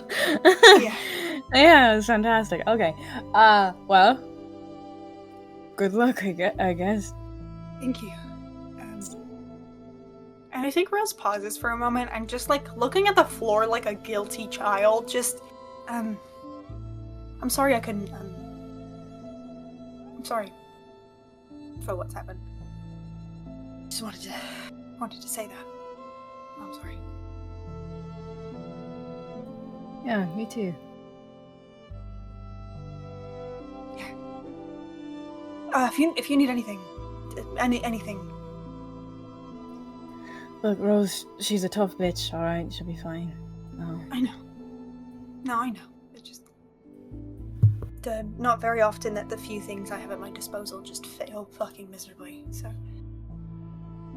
Oh, you're talking about the magic? The magic where, you know, you reached out and she reached back and it was actually really fucking helpful? Yeah, no. Maybe you need a new perspective on life, Rose. Yeah, maybe. But if there's anything else I can do, at all, just let me know. Just open your window and shout. I'll hear it. So. I think there's other people who need you more. Lives over at your house, so... Right, tenant is on his way. I'll suckle her. I was, avoiding... But do you have a back door, right? I can just dip out the back and then circle around. So I don't have to go up front. Sure, yeah, do you want me to smuggle you? Who are you hiding from?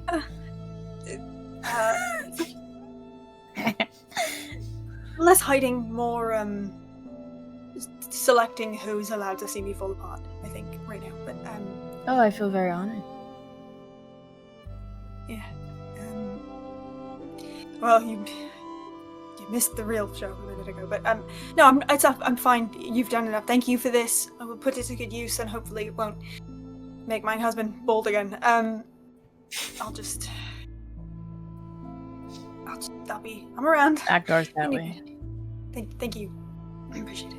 Do you need anything? Is there anything I can do for you before? Rose, just go. Okay.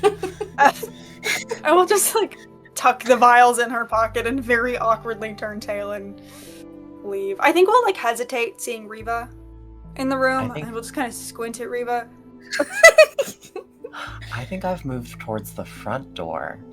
Because I think, at this point, I'm just, at the front door. What you miss is Riva at the front door with a bucket of water and a washcloth, just sitting down, waiting for Ruby to finish with her birds so she can go up and clean the deck. I think that Rose, slinks kind of out, sees you, looks at the back door, looks at you, looks at the back door, and then just, and will turn to look at you and just...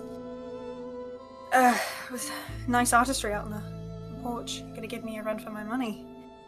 Pretty soon, I think. I think I smirk and just go. Just go. I love you, dear.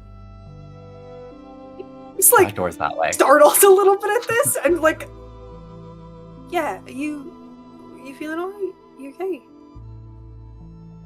I think the Riva that you've seen at this point is now stripped out of a bloody shirt and things like that. I think you see her in her underclothes. You see some healed, there's deep bruising all over her torso. She is tired and very much in the same sort of hey, we're both keeping it together, and for us to respect each other, I can't let you see me like this. No. Please go out the back door. And that's I think, I don't know how to display that through body language, but it is very much so we're sort of please leave. Yeah. I think that Rose kind of blinks at you and looks at you for a long moment and files away what having never seen you even remotely shaken by any of the things that have ever happened to you, I think just files away that it is possible for Riva Crowcolt to hit rock bottom, and then just blinks at you and just, yeah, alright, if you need anything, I'll be so just I'm gonna sneak out the back, don't ask why. Okay, be safe. And I'm gonna sneak out the back. Yeah, we can... Do you head to the cottage? Yeah, I think I take a little bit of the long way around because I think Rose has hit if anyone talks to me I'm gonna die territory. And so it's kind of I think skirting the tree line a little bit. But so after a minute, we'll then circle back onto the fact. No, literally, like, I think she's like, you know, but eventually we'll kind of like, once she's away enough that nobody on the street can like, hey Rose, and she has like an obligation to turn around, she'll go back on the main road and head to the cottage. Okay. Riva, was there anything you were finishing up in the house? I think Riva takes a moment and flashes back to when she was a kid and the first time she defied her father and the consequences, and how back then she spent like the next day swabbing the deck of a mixture of her, like, I think she probably would have been swabbing the deck of her own blood back then too. And she flashes back to that and waits for like everyone to clear before getting on her knees to clean up.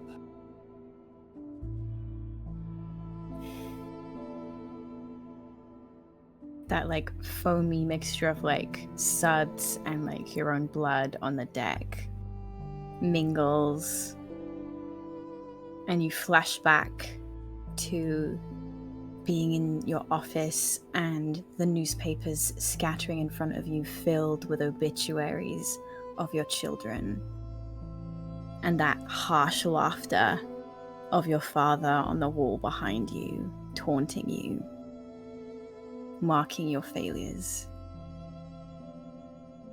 And I think that's where we're going to take our break. We'll catch you in 15 minutes. Don't go anywhere.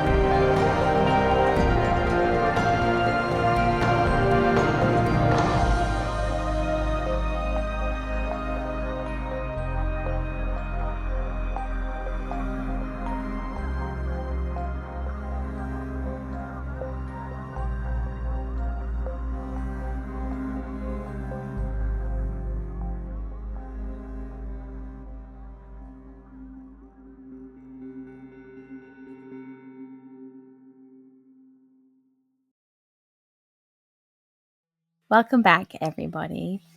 We're gonna pick bag up. Bag up? We're gonna pick a bag up. Yep. We're gonna pick back up with Rose on her way to the cottage. Rose, I think I know that you were like a little bit behind Tennant. I think Tennant's probably like so badly injured that like it took them a fucking solid minute to get over like to the house. Yeah. And I think when you catch up to them, they're kind of like they're outside. They're kind of like they just have looked kind of insane the whole night, kind of walking around like draped in this like blood-stained blanket. And I think probably caught sight of themselves in like the stained glass of like the front door and kind of went, Jesus fucking Christ, my kids are gonna have nightmares for life if I like. And so just kind of like outside the door, like using this blanket to try and like wipe themselves off. And then I think you see Rose as you kind of approach from a little ways away, like they kind of get a little bit stuck on their hands, and there's just a moment where they're kind of like looking at their palms and they just kind of like freeze for a minute. And I think that's where you find them. I think that Rose, as she like gets within like 30 feet, lets her footfalls fall a little bit heavier so as to like very purposely not sneak up on them. And when she reaches him, I think we'll just like wordlessly, without acknowledging the moment that he's having or leaning behind it, we'll just like reach out, close her good hand around both his hands, and prestidigitate the blood off. And then I think we'll pull her hand up, realize she also has blood on the hand, and like prestidigitate, shake it off. Just, sorry, I didn't mean to abandon you back there. It's okay. Okay. And then I think we'll reach up and just like smooth a little bit of blood like out of his hair. Similarly. How do I look? Normal?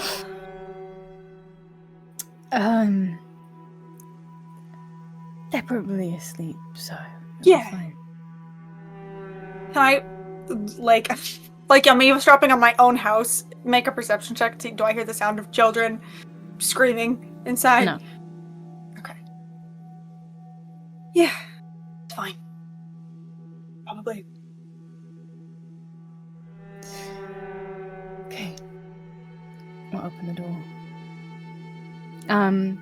Olivia is kind of like sat up watching her house. Olivia's the cousin who came in with Sloane earlier that day when, you know, the plans for the seance were first set up that morning.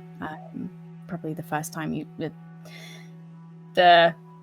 seen her since then. And so I think she kind of like looks up, not startled or surprised, definitely like probably heard you being really shady outside the front door, and it just kind of like very much schools her expression. It's like, hi guys. Hi. Sorry we're so late. It's okay. They're in bed. Okay, I think like breathes a very heavy sigh of relief and just, okay, everything's fine here. They're okay. Yeah. Okay, good. Thank you. Yeah. And like I can be here like all night if you need to go somewhere else. Like I got a really big book to read. And you look, she's got like an insanely like huge tome. God fucking knows what it's about or what's in it. Yeah, I mean, you probably want to get back to your family. And just gives her like a really sympathetic expression that's like half guilt. Yeah, I mean, like, I hear all the chatter. Kind of like clearly is tuned into some sort of fucking radio wave that you guys are not. I know what's going on, but like, yeah, if you guys need a minute, I'm here if you need me. I'm here if you want me to fuck off, basically. Thank you. I mean, you're welcome to stay. I think Tennant's going next door with most of the family. Just gonna be kicking around for a while, so if you'd like to get some shut-eye and not walk back to your house, you're welcome to crash here, but I think we're kind of turning to look at Tennant halfway through the sentence, looking for the conviction. Fine here. We're great. We're fine. And it's like looking like down the hallway to kind of where like your kids' bedrooms are, and it's kind of like half like in that direction already. And I think like Olivia kind of picks up on this and is like, I'm gonna check in on my mom's, and then yeah. Yeah, if you need anything, just let me know. Yeah. All right. Okay. Kind of like hefts that like this book that should require 2 hands to hold. Kind of just like slings it under an arm, and kind of like walks past the two of you. Like gives Tennant like a squeeze on the arm, which I don't think they quite register. And kind of ducks out the house. And I think, like, before the doors even, like, clicked shut behind her, Tennant's kind of, like, stalking down the hall in the direction of the kids' bedrooms. You following? Yeah. I think Rose, like, shut and locks the door and lingers in the main room for a little bit, and I think just, like, takes a real moment to, like, look in this, like, main room. And I think we'll probably even, like, detect magic a little bit. Just, like, the paranoia of everything that's just happened sets in, and she just, like, really studies everything about her surroundings for a minute. Yeah, I don't think your detect magic picks up anything untoward. But just as your magic kind of like settles around you, you hear Tennant's voice down the end of the hall go, "Girls?" And you hear the door slam. He goes, "Rose are not here." Rose takes off instantly.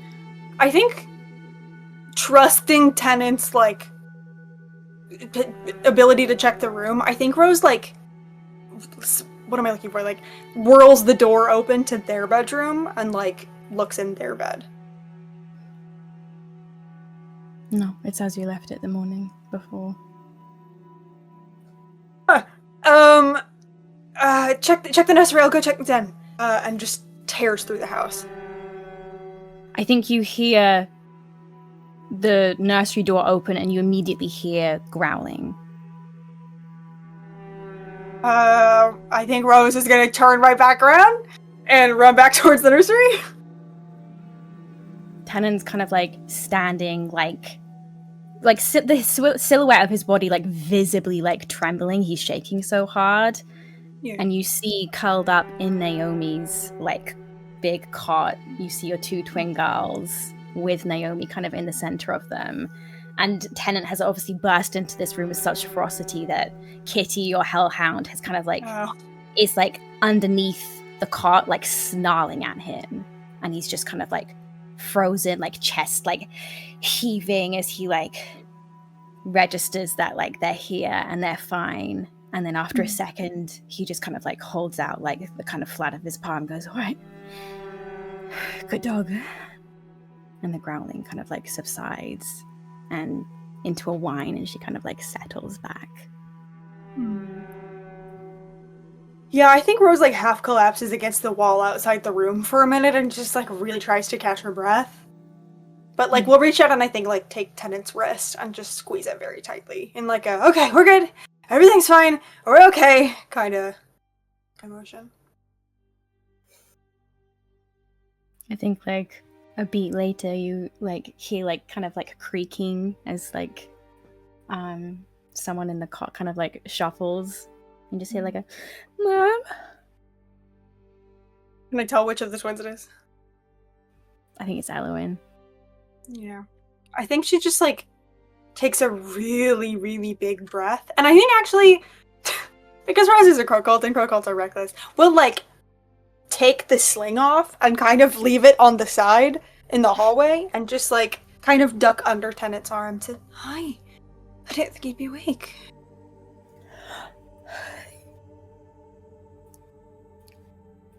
Kind of like blinks, and like then I think like you see like Elowen kind of slowly process like that they're not in their room, and then they realize where they are, and then I think you even see on just like her like little childlike face why she is where she is, and she kind of like looks back up with you with like noticeable like fear in her and worry in her eyes. I think Rose will instantly like cross the distance and like still like very carefully keeping my footfalls light so I don't wake up the other two. Well, I think just come and like kneel beside the cot and just start like running my hands through her hair and just, "Hey, it's all right. We're here. Hi. Sorry we missed a bedtime story. You okay? We heard noises. Yeah. But everything is okay. And we're here, and you're fine, and it looks like you had a very fun little sister sleep over here. I'm actually kind of jealous, to be honest.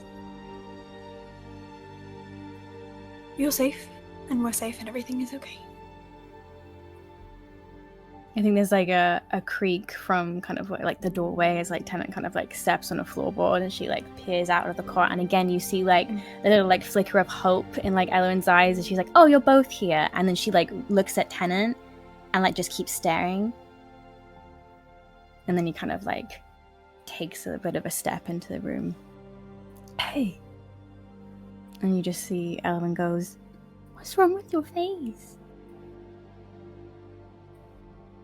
I think Rose just like looks over her shoulder to look at Tennant. Like, can I make an insight check? Like, is this a question that he wants to answer on his own terms, or do I need to come up with something so fast? Yeah, I think without an insight check, like you see like their throat working around words that they like don't really have, because how do you explain that to like, you know? Yeah. Yeah. I think that Rose, like, clocks this and has an internal moment of, like, fuck, I forgot to come up with something on the way over here. And then just turns, and I think for the first time just looks at Elowen with an expression that she's far too young to see on her parents' face, and I think it's an expression of, I don't know what to tell you. Like, I don't have the answer that you're looking for. And just, like, keeps, like, running a hand kind of through her hair and, like, across her cheek. And just, like, is trying so hard to steal her expression. And I think all that Rose can come up with after, like, a way too long moment is just, that's okay. We're okay. Everything's fine.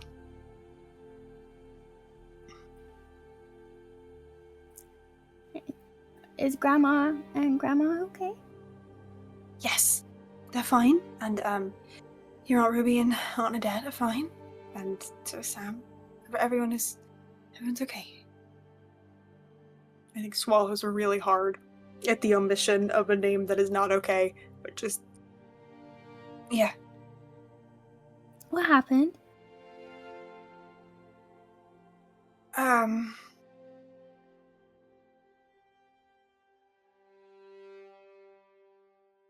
think maybe that's a conversation for the morning when your sister's awake.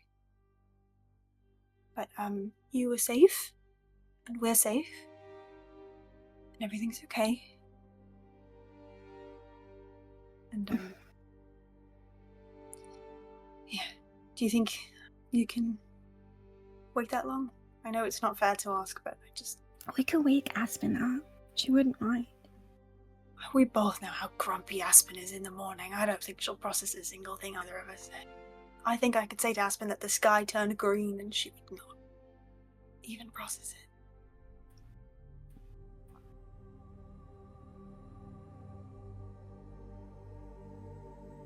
Aspen was crying, but I wasn't.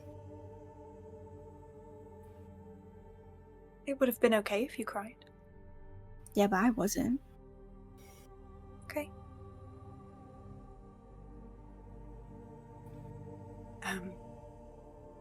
Well, I mean, I cried earlier. Just... So there's nothing wrong with crying. I mean, you know me, I cry when I see a kitten in the street. Sometimes. There's nothing wrong with crying. There's nothing wrong with not crying either. It looks up at Tennant. Were you crying? Tennant. Yeah, I was crying too. I think, like, you recognize that, like, childlike, like, discomfort of, like, when you, like, realize that your parents can cry, and she, like, hears, like, the emotion in your voice, and is just like, oh, mommy and daddy aren't meant to cry. That's not good.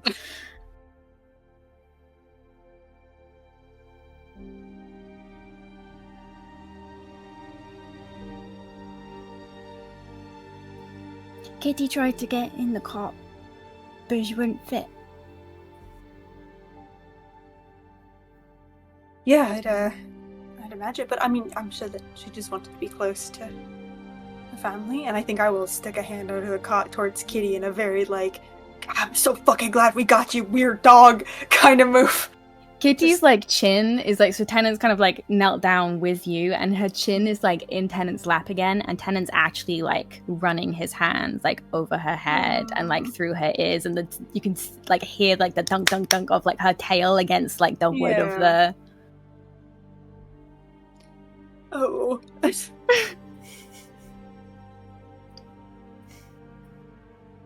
You know, are you staying Right here or in the house? in the house? I am. I think your dad's gonna run over to next door just to check in on your aunts, but I'll be here.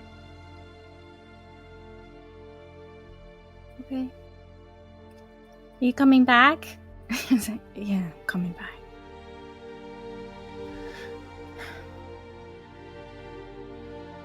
Do you? I mean, you all look very warm and comfy, cozy in here, but do you want to sleep in my room tonight? It's really squished in here. You look squished. Yeah. But if you want to stay, that's okay too. Sometimes it's nice to be squished with people you love. So. Aspen said we had to make sure we protected Naomi.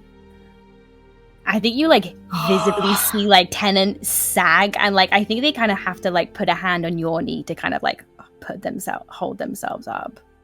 Yeah, I think that it takes everything in Rose not to like cry again, and instead she like focuses on just continuing to like run her hands through Elowen's hair and just. Oh, well, that was it's very brave of you, but you know that. We would never let anything happen to you, right?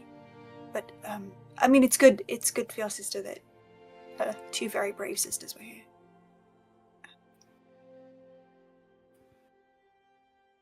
She did start burping bubbles for like a little bit, but then she stopped.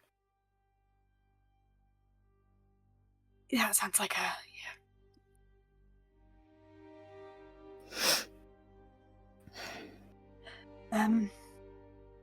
You should try to get some sleep, I think, if you can. It's much too early to be awake. It's a disgustingly early hour, to be honest. Do you think you can sleep any more tonight? Yeah? Okay.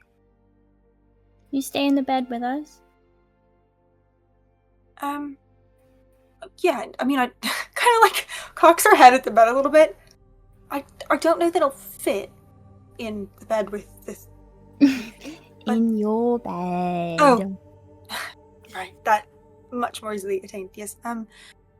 Yeah, I can, at least until you fall asleep, but I just have a few things I want to do in the house, but then I'll come back, and I'll cuddle in very cozy and tight with you. Okay. And then eventually your dad's gonna come back, and we're gonna be so squished in there. She kind of like keeps shooting like little nervous glances to Tennant, who I think like has their gaze kind of downcast, but still has like a hand kind of like through the bars of this like cot, kind of like alternating between kind of like running a hand through like all of like their children's hair. Mm. Okay. You promise that you'll tell me what happened? Yes. Yeah, in the morning. Do you want to reach up and very proudly, I think, give a little pinky promise, and then like give her hand a little bit of a wiggle before letting go. Immediately, Tennant. Yeah, promise. Do you want to stay here until I go to bed, and then I can take you into the big bed with me, or do you want to go now? Go now. Okay. Alright. Kind of like pauses, shoots a glance at Aspen. Is she still like fucking out? Aspen, very Tennant-like expression on the face, is like starfished, I think, like with Naomi kind of half on top of her, and just like Yeah, real. I think Rose just like kind of squints and then we'll turn back to Elowen. And do you want me to take Penny with you? Do you want to enjoy a big, full, empty bed for a while? I think like you see Elowen consider it, and she kind of like looks back at Aspen. She goes, "I think we should all stay together." That's fine. And then I think trying to do it as subtly as possible to not tip Elowen off that she's injured, will just like glance over at Tennant and just, can you take Aspen? Yeah. And then I will, I think, not like reach in to like pick Elowen up. I think I will, and like trying to showboat it to make it look more like a choice than a necessity that I'm not carrying her, will just like offer a very overdramatic hand. Yeah, she kind of accepts it with like a little bit of a giggle, and then kind of like plants her little feet against the sidebars and kind of like abseils like up using your arm and like hops over the bars. Okay. Yep. Okay. All right. Lands a little bit too heavily on the ground, and I think like, you know, the ground like shakes a little bit, and then Aspen kind of picks her up. I think I'll hesitate for 3 seconds just to like run a hand through Naomi's little tufts of hair, and just to like, oh, my baby is here and everything is fine. And then I will take Elowen's hand and I will very over dramatically lead her into the room and motion at it and just, Your Highness, your bedroom for the evening. Kind of like pit, like down the hallway. And yeah, I think Tennant will follow you, kind of like Aspen like draped in their arms. Yeah. I'll put them both into bed. Yeah. Alright, I will sit right here until you fall asleep. If you need anything. Okay. Just kind of like perch on the edge and prop up against the pillow. And I think I'll just give Tennant a look that says like, if you need to go, I'm good. I think he like sends you a bit of a like, are you sure? Kind of like look back, like just so shaken by the whole thing that they're just really not sure like of anything anymore.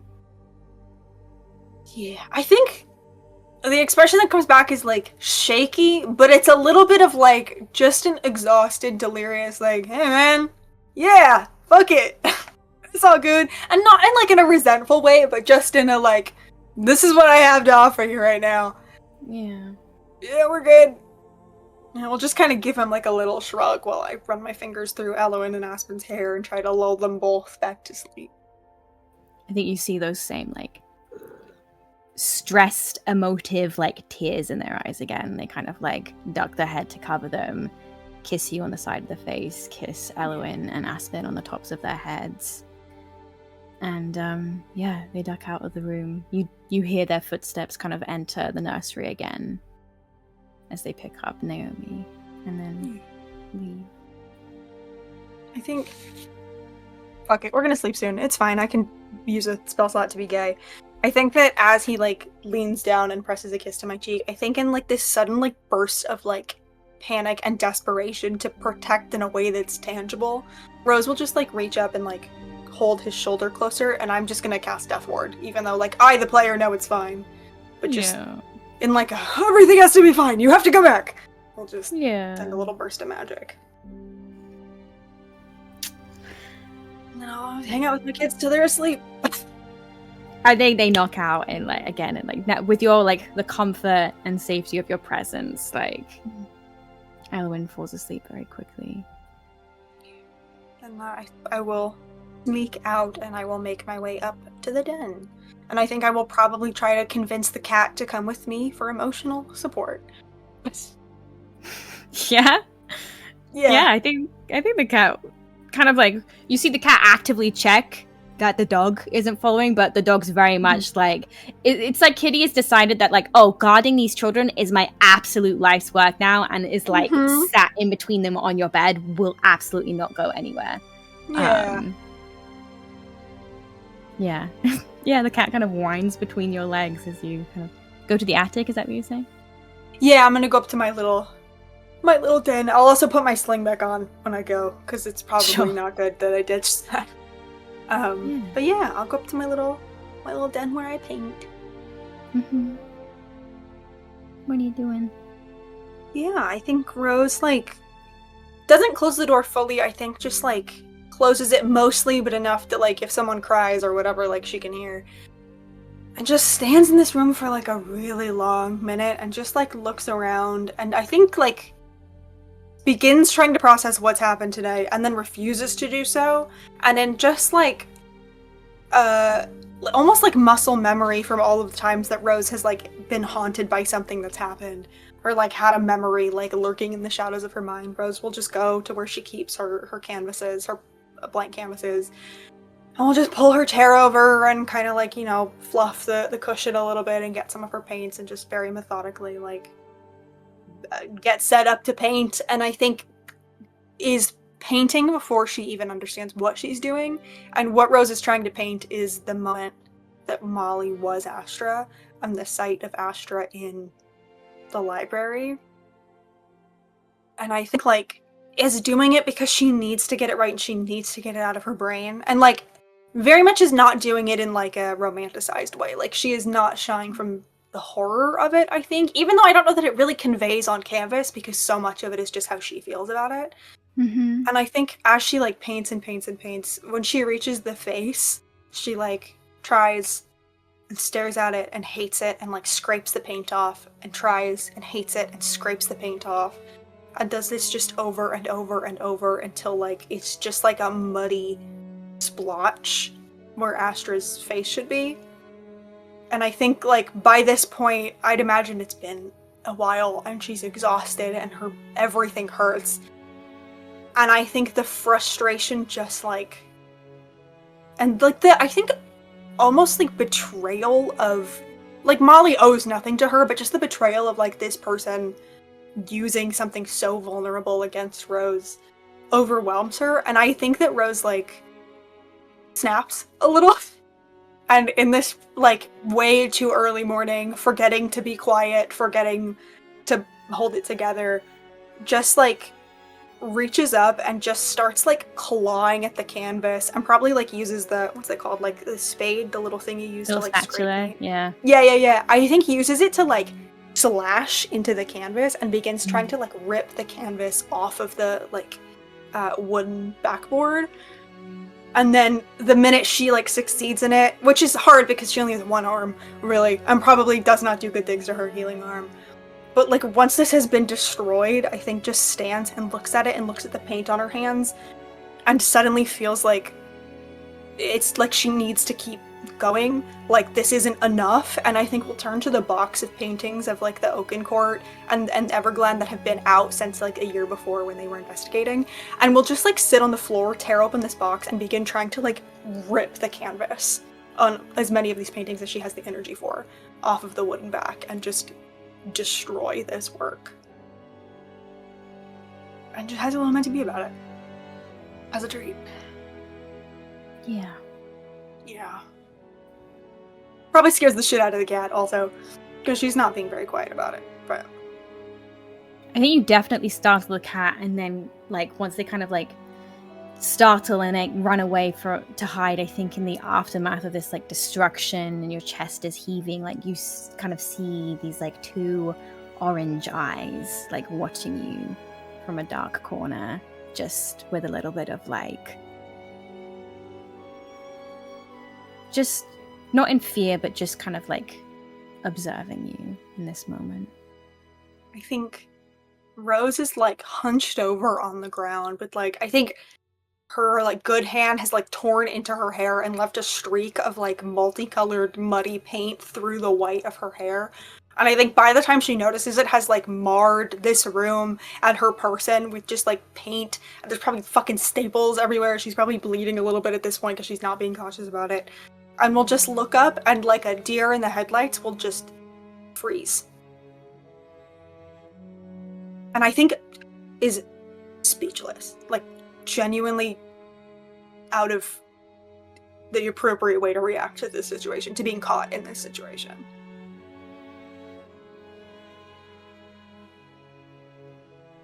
I think after a long stretch of silence,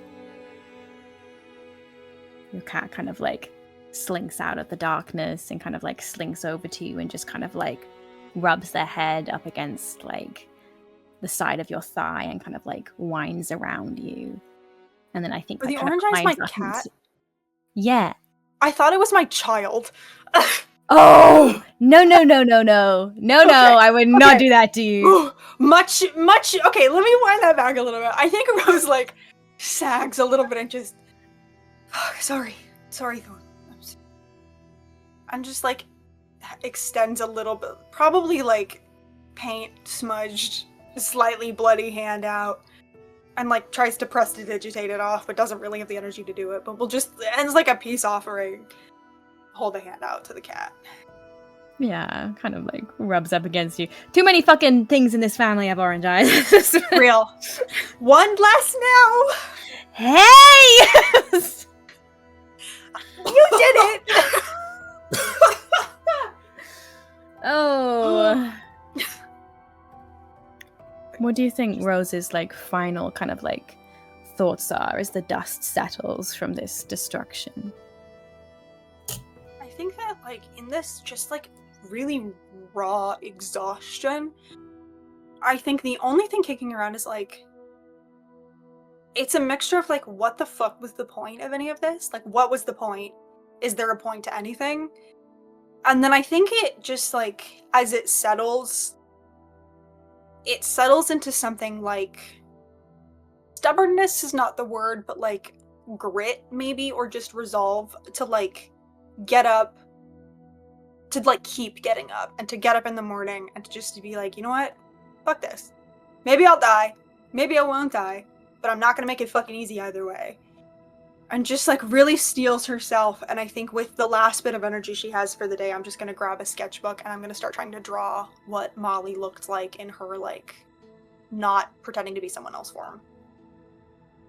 And I'll work on a letter as well. We'll circle back to that later. Okay. Yeah. So true. Yeah. Rodella, you kind of drop Ruby off on the doorstep of Nadette and Sam's home. I think all of you can immediately smell like cooking, like the waft of like cooking and like warm bread and like sugar and butter and vanilla coming from inside the house. What are you guys doing?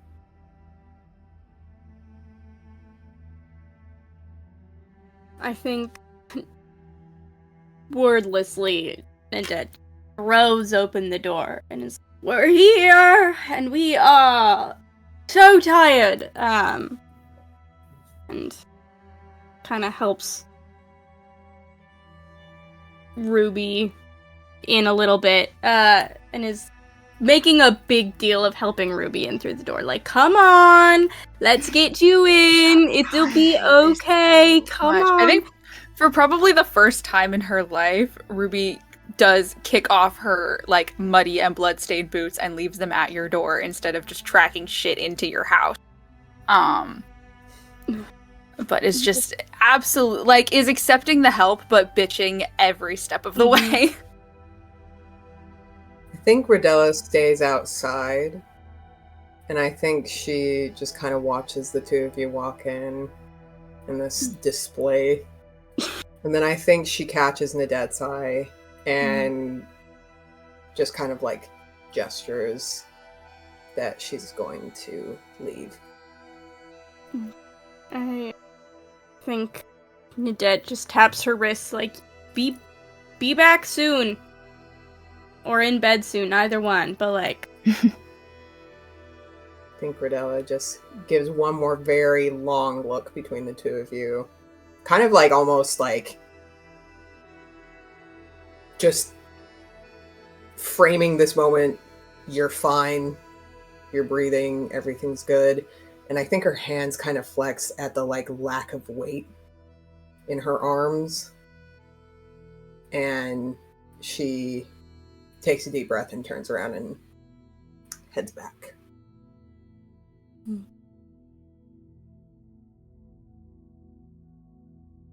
Deposit my sister in a chair at the kitchen table.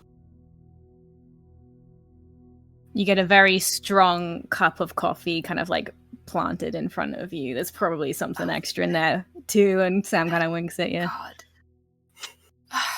Mom yelled at me, and I think it was a little bit out of line, especially because my hearing's a little bit funny in this area.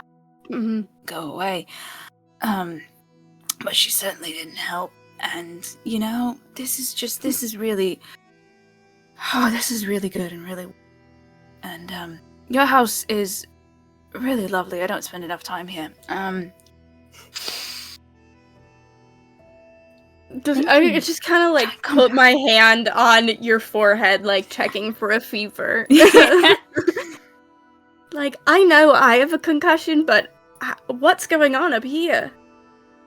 I definitely have, but you have a concussion? Mom tested. I don't have a concussion. Probably. You definitely add have a it to the concussion. tally, for sure. Okay. What, is that number 4 or 5? When do we start getting worried? Double digits, right? The first one. No, the first concussion, you're worried. Oh my god. Well, she's not cross-eyed yet, so... Wait in your favor. Eventually. You'll get there eventually. No. With our genes, you're gonna need reading glasses. No. Oh, you'd look cute in glasses, though. Okay. I set the rooms upstairs. Oh, you are the best ever in the whole world. There's none better. Yeah. I did put, like, all the mattresses in one room, because I just know you Ugh. guys. God, I love you so much. Mm-hmm. Yep. So. Are you gonna cry? Don't cry, please. If you start crying, then I'll have to sit here awkwardly and watch you cry, but you're making a face. Ugh. Oh, not everything's about you, Ruby. I didn't say you were crying over me. You overwhelming gay know. love for your girlfriend. Ugh. Kind of You crying, can but cry about also that. You can definitely cry about that. Oh, Gotcha, people are speaking of- disgusting. yeah, but we need to get Clive at the docks some cookies and probably like a note. It's like, sorry. For what? We're being nice to Clive now. No, we're Since not when? being nice, but we do need to keep him on our side. Mom yelled at him so hard. It was Oh shit! it was The amazing. video? Yo, I thought Reva and Clive were like friends. no, Rodella. I know. It was wild. Rodella, yeah? Yeah. Well, you know, yeah. It I was that. like a rebellion, but it was like the deep and the like, and then like was like, how's your brother? And I died. Oh, It was amazing. So we should probably should send a little gift basket tomorrow. I mean, he works for us. Yeah, you don't want to undermine the yelling. Like, maybe, like... Maybe I'll write just a note that's like, we're under attack. That's why. I don't know. I'll figure that out in the morning. I think... Didn't they send it in the Slack? Fantasy Slack. Yeah, I think people kind of know about that. I've just had, like, some texts from people. The house was on fire. So- Yeah. Not all of it, just like a little bit. Yeah. I'm meaning to redo that room for. We have an You're excuse to rip so up all the come carpet. back. It's I know. Okay. Ugh. But we've got an excuse to redo that room now and do something with it that's not fucking storage for old baby clothes. So Yeah, no, Yeah. redecoration is really... It's a great excuse. yeah, that carpet is fucked. Sam kind of like looks at you nodding, and you see immediately like she's seen it and she's still like scarred by the state of that house. I mean, the annoying thing, Nadette is like doesn't, I think, clock that, not because she doesn't notice, but because she's just like, I can't right now. Is It's like the annoying thing will be if we're doing all these renovations, everyone is gonna have to remember, like, relearn which floorboards squeak so you can keep sneaking up on you. That's so annoying. Shit. I know. A lifetime of sneaking around is gonna be out the fucking window. I know. This is what. Yeah. Gotta relearn everything. Ugh. This is really kind of the worst, actually. Yeah. Yeah. I think us having to relearn how to walk in our hallways is the worst thing that's happened to anyone in the family in years. Yeah, I mean, yeah, here I thought we made it out of there. It's not too bad. Oh. I think Sam kind of like is nodding at like the kind of the vibe here, and is like, this is coping. So I'm gonna leave them to it, and kind of like goes, take yourselves upstairs. I have bread like proving and stuff, so I'm just gonna potter around. Okay. Let me know if you need anything. Okay. Yeah. Cool. Please sleep. Yeah. No promises. No. I think I promise Ruby's gonna sleep. Okay. can't promise for me. That's not how that works. But Oh, maybe we can make the new room a room for Mum's bird ex-boyfriend, because he's gonna need somewhere. Probably husband. If we can get him out of the mirror. Not even boyfriend. I don't know if that counts though. I mean, does it really count though? Sam Legally, very probably. silently backs off and like just disappears. I think holds an arm out to Nadette for uppies, and help walking up the stairs. I think we'll do that. We'll help you up. Mm-hmm. He's like, but you have to hold your own coffee. I can't hold you and your coffee. Yeah, but that's fine. I got it. I can do mine and yours. Let's. Okay. 1, 2, 3, go. I think we'll stop in the bathroom and like turn on the shower and be like, I'll get night clothes ready. To please. You smell I want to go to bad. bed. I'm so reek. tired. And I'm please. saying this out of love, but you are so stinky right now. I know. No. You're gonna wake yourself up. Fine. Probably, yeah. Okay, You can get fine. my sheets gross. Fine. And starts. And I think, yeah, we'll fucking shower off the absolute insanity of that entire day. Oh, God. I think reemerges a minute later. And then I think, like, comes back into the guest room in a towel. It's like, you said you stole my pajamas? Yeah. I have those back. And also, when did you steal them? And why didn't I notice? Yeah, you're I've got slipping. that room I've had these for a while. Crap to hell. How the fuck? God, Jesus. There are 3 pajama pants and 4 shirts. So, pick your combo. I thought I lost these. Well, get dressed, and then I think just, like, flop face down on bed with a, like, long, low moan, and rolls back over. Do you think anyone's ever gonna be normal about this ever? No! No! Fuck! No! I wish we could we just, like, we could speed run it, right? We could get it all done in the next 48 hours. So then I never have to think about it ever again. And... Well, I did Yeah? yell at Tennant on your behalf already. Oh, is that why he's being so weird? Probably. What'd you tell him? What'd you tell him? Dad? I said, don't be weird about this. He's Or gonna I'll be beat you weird up. about it. He's probably is. I told him to do it in private. It's gonna make him more weird about it. No, because then he gets all extra weird about it. Okay. Thank you, I think. You're welcome. I'm gonna go shower. And I think Nadette Okay. speeds run a shower and then comes out in a different set of Ruby's pajamas that wasn't laid out on the bed. You stolen half my wardrobe. Yeah, Right.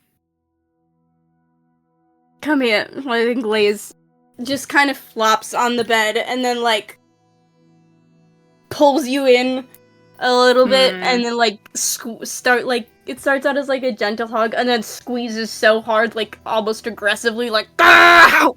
I've cracked a fucking rib. Jesus. I know. Calm down before you crack it again. Mom just Right. stitched it up. You what? I really know. I think she genuinely like has the giggles and it's got like it's we've hit sunrise at the sleepover and is a little bit like loopy. Yeah. She said, "I don't think you can stitch a rib." And stuff. I'm sorry Mum yelled at you. It's okay. I was gonna ask if you wanted to take a turn.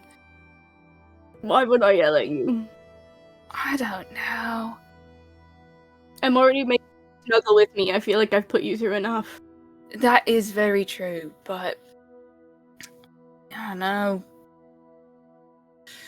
Ruby, you did something stupid. Never do it again. I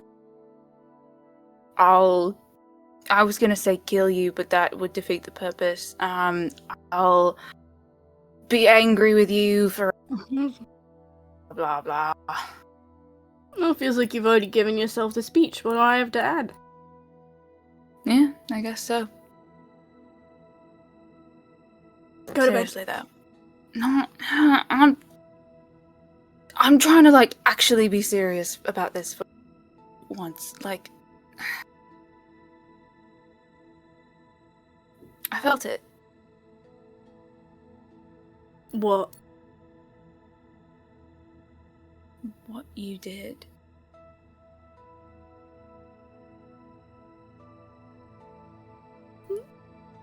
Too much. That. Ruby.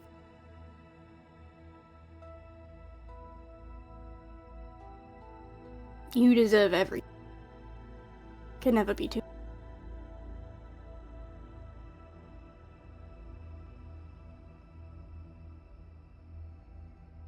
And don't learn any bad lessons from this.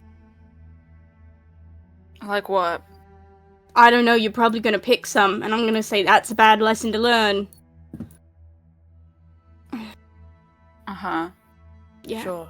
I mean, all Like- in all, I feel like you all had a much worse time than I did. I think so too. That's why everyone's like, oh, poor Ruby. Thank I'm like, you. poor us. Hello. Thank you! If I said that to anybody else, they'd look at me like I'm crazy. I just kind of sat with my bird for a bit.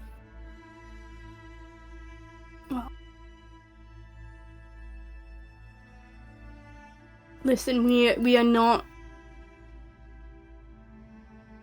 I think you see Nadette bite back a thought and is like, that's a 24-hour later comment. That's not an immediate in the now comment. Which is not a skill Nadette is very good at. So it does, like, but kind of chokes it down. Now, are you going to actually try to go to sleep, or am I gonna... What was that? No. Yes. No. What, you gonna deny me right now? You are faking. Kicking her leg. Ow! Are you gonna go cry to Mom? Yeah, I might. It's already bruised. One more won't matter then. A bigger bruise.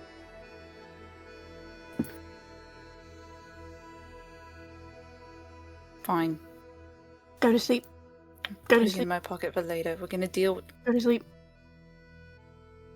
I hate you. Go to sleep. Oh, I can't sleep when you're yelling at me. Go to sleep! God, Ruby! And it kind of like lays back, and is just staring at the ceiling. And I think, like, in this moment, like, the exhaustion is just written all over, like, her face and her body, and she just can't keep herself upright. But I think that, like, as she kind of, like, pulls the covers over herself, like, you can see she's kind of, like, white knuckling them a little bit. And I think, like, her eyes are just wide open, like, she can't close them. And I think glances over at Nadette and then stares back at the ceiling.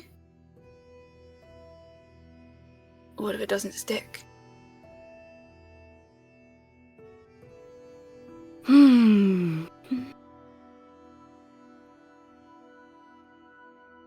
Well,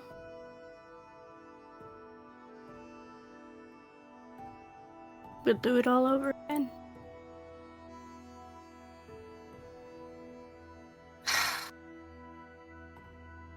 You're an asshole.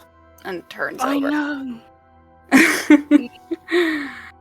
Closes her eyes, and I think it's immediately out like a light. I think the second Nadette senses that Ruby's asleep is gonna, like, slowly extricate herself from the bed and head downstairs to wait for my mums with my girlfriend. Probably really mad at me. Your girlfriend? Yeah. She's not mad at you. Good. Oh god, I love her so much. But yeah, I think we'll just sit down and, like, wait for everyone else to get there, having successfully put the baby down the poor little whoop. Let's check in on Rodella as you kind of leave Sam and Adette's house. You've only made it like a couple minutes across the estate. I feel like, correct me if I'm wrong, I feel like the main Crowcott estate and like Rose and Tennant's house and like Sam and Adette's house are all kind of like in the grounds of the estate, and then there's kind of like, yeah. So you're kind of like crossing the grounds of the estate, and in the distance you hear quite eerily just the sound of like a baby crying. Oh. I think Rodella, who was very purposefully walking to where she could feel the pull of Reva, beelines immediately, and her pace picks up until she can see whatever that is coming into view. Yeah, I think if you didn't know the silhouette of like Tennant so well, like it would be like jarring because like you don't see any lights in the darkness, you don't see anything like that, but like you kind of see, familiar pair of horns kind of like silhouetted against like the early dawn, and you just hear like Naomi kind of like restless and like crying in his arms, and you hear Tennant like shh, like trying to shush her as well as he kind of walks towards, I think probably almost like runs into you and kind of like stops just short of you and goes, Sorry. Where are you headed? I don't, Nadette, that's where they are, right? It's kind of like constantly kind of like bouncing her, and like I think the cries get more and more kind of like frustrated and like restless, overtired probably.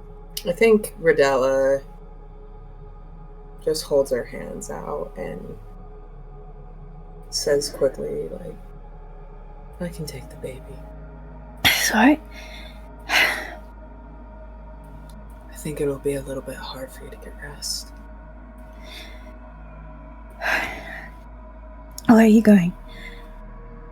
I'm gonna find your mother. Okay. Ruby's alright. Kind of rolls her eyes at her own phrasing, and just says,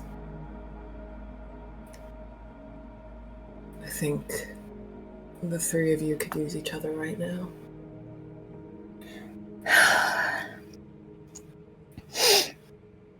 Okay, thank you.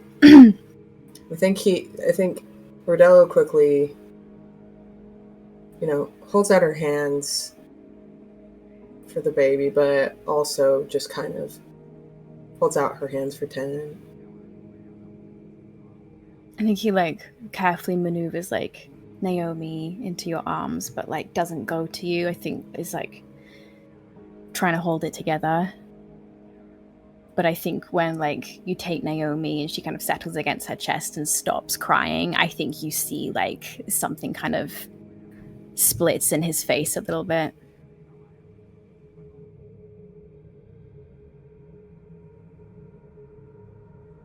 I think Rodella doesn't really know what to say. Like, there's genuinely nothing she can say. And instead, you know, she doesn't want to force any kind of... She doesn't want to break the fragile state that he's in. But I think she just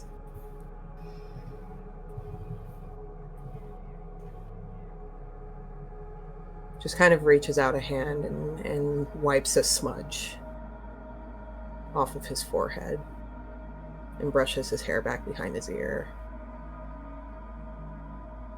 I think he kind of like leans into the touch for like half a second and then kind of like, all right, well, you know where I am. All right.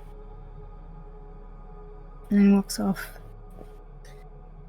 I think Rodella doesn't look after him and just kind of powers forward.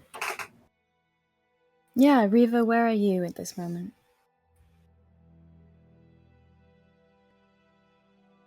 I think you would see Riva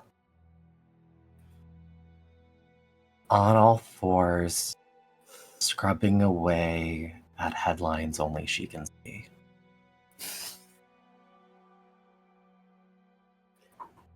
I think Rodella stops, just kind of like bouncing this baby and staring down at you as you scrub these boards on all fours, and just kind of like shakes her head, not at how like ridiculous the scene kind of seems coming up on it, but just almost just in understanding. Like she wants to get down on all fours and just start like scrubbing at something too. She wants to like, I think there's just this innate understanding of wanting to scrub away what happened. And she just kind of like holds Naomi a little bit, not tighter, but like a little bit more firmly. And settles down on the stairs, finding a dry spot that doesn't have water and blood creaming down it. And just kind of waits until Riva has enough lucidity to pull herself away. She doesn't want to disturb it. I think I stretch out after a moment, sort of in a child's pose, and you see along Riva's back what look like two stripes that go horizontal of sort of dark bruising and sort of like that mottled scarlet, blue, and green. And then I shift forward into like sort of that cobra's pose. And when I shift forward and you feel the sort of, and you hear the sort of like crack and pop of like her back, I think she sees you. I think Rodella kind of tilts her head. Old bones.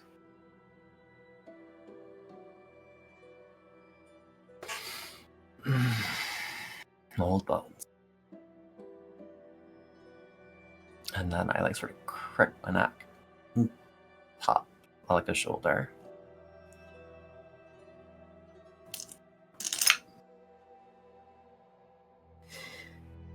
I've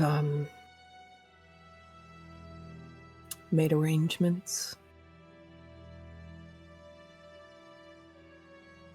A lot of them. Don't be coy. What did you do? I think Rodella runs through a list of all. It's a long list of all the things that she's been doing in the last couple of hours, but fires them off like very, very, very quickly. A lot of it's in code, and she's speaking in Crow's Cant, and then she just kind of like she finishes and she kind of shrugs, and she goes, I don't know what precautions we can make because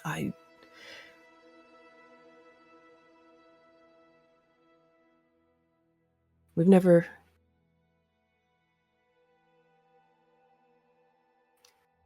This is beyond my skill set, but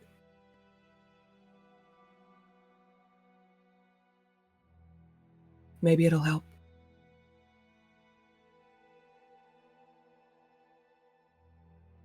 Maybe it'll do something.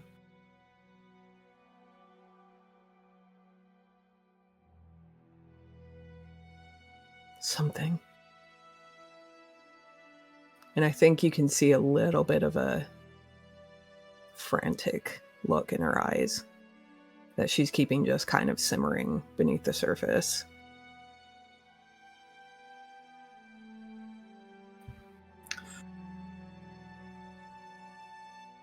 I look back down at the deck and I start scrubbing again.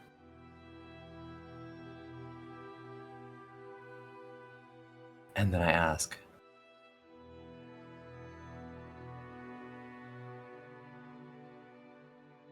have you been able to talk to Henry? I think Rodella glances down at her pocket. And I think she reaches out and kind of stills your hands by resting her hand on top. And I think she, if you'll let her, lifts up one of your hands to look at it and to hold it.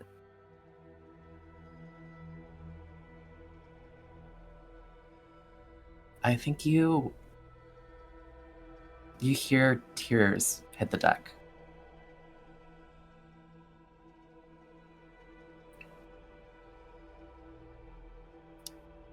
I think Rodella sees, like, I'm guessing there's evidence of how hard you've been scrubbing from your knuckles. It's a bloody splotch on the deck. I think she kind of picks out a couple of splinters. And I think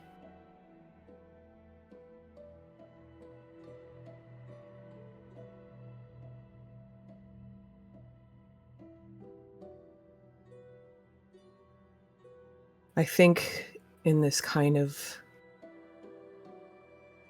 shared moment between two mothers, tears well up in her own eyes as well.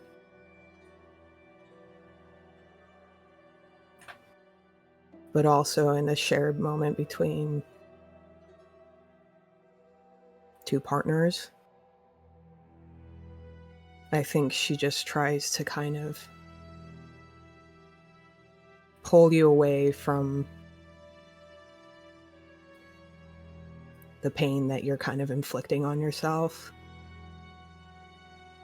and tries to kind of convey without words that, like, you're my priority.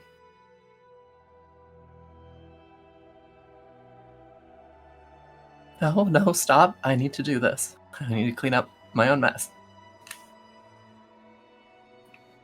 Let me clean it up.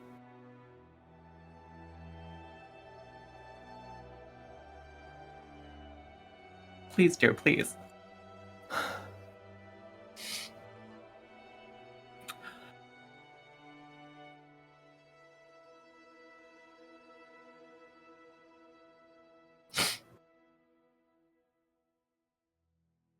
You're only gonna add more. Well, that doesn't mean I shouldn't stop trying.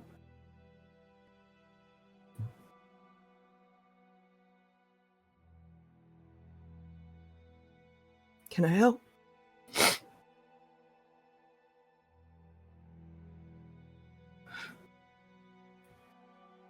Mm. Okay. I think Rodella, kind of still holding Naomi and kind of sitting on her side, reaches out and grabs just something, like, rips off a piece of her shirt or like something, and just kind of methodically wipes at the deck. It's not doing anything. It's not cleaning anything. It's not. But I think just the motion, the repetitive motion, and the kind of quiet breathing of Naomi, who's fallen asleep on her shoulder, starts to kind of soothe. And I think she just kind of keeps in time and in rhythm with whatever motion Riva is making. And then I think eventually she stops. And she reaches up and just runs her fingers through Riva's hair, kind of in time with whatever Riva's doing. And just waits. I think you feel Riva crying. And I think she just continues scrubbing out the deck. And Rodella waits.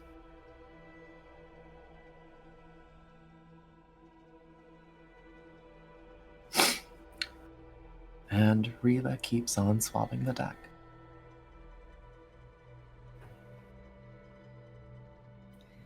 I don't know at what point you realize, Rodella, that the little baby you're holding in your arms is the spitting image of the woman in front of you. Same jet black hair, same slate grey skin.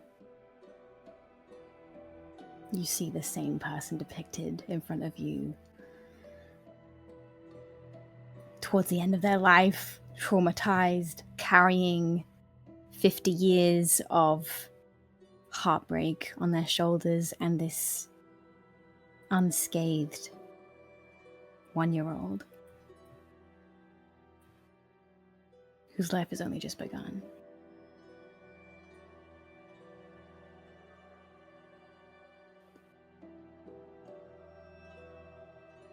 I think the determination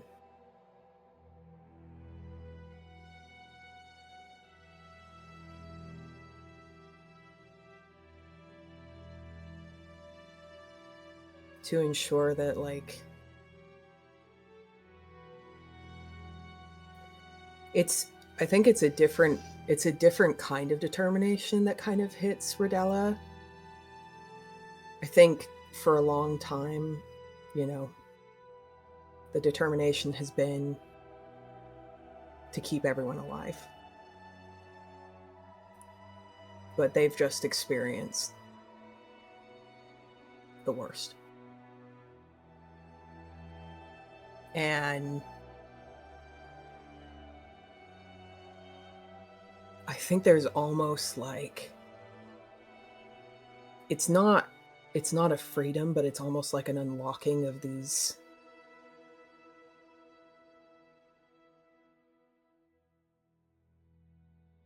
it's like the worst has already happened. And I think this kind of determination of, like, ensuring that this child, that they don't end up so emotionally broken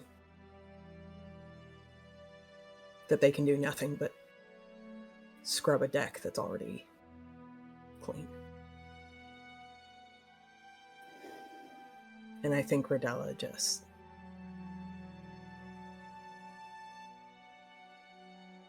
weeps silently and waits for her wife to release the pain.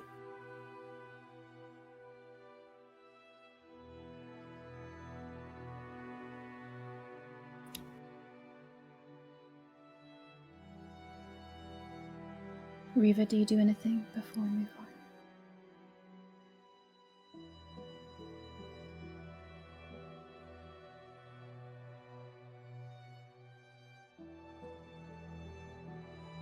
I think in this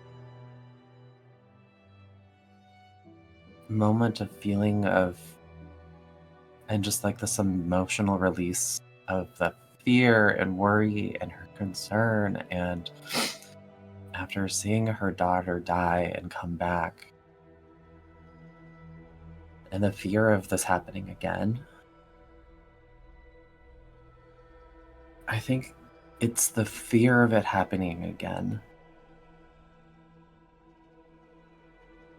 I think it's that mixed with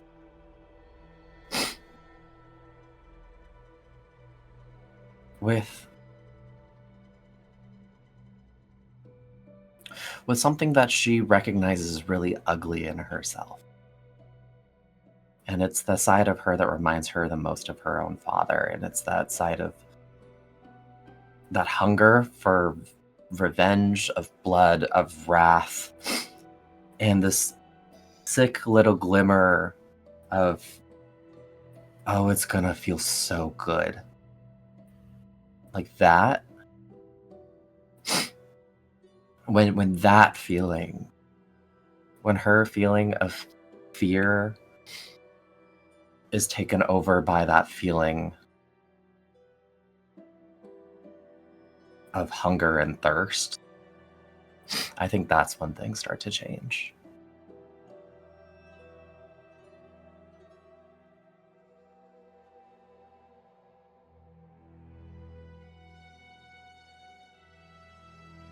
Rodella, what does Henry know? What did Molly do?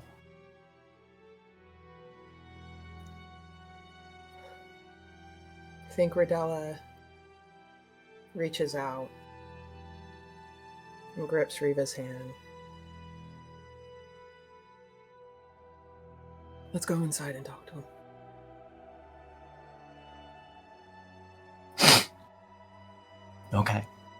Okay. Stupid Okay. girl.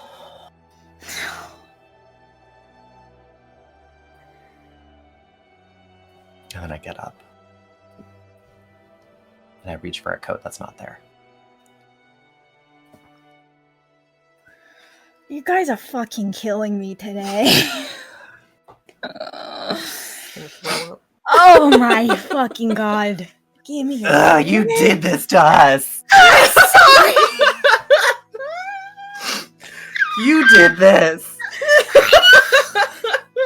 I don't even think we can blame Jess. I think that one's on me. I'll take it. Good game, guys. Good game. Good game. Jesus. Over the road, Nadette. You're downstairs with Sam, probably being fed like a 3-layer fucking sandwich and being supervised as she insists on you eating it. Tenant walks through your front door. Hey. Alright. Is alright, gonna be expected. You.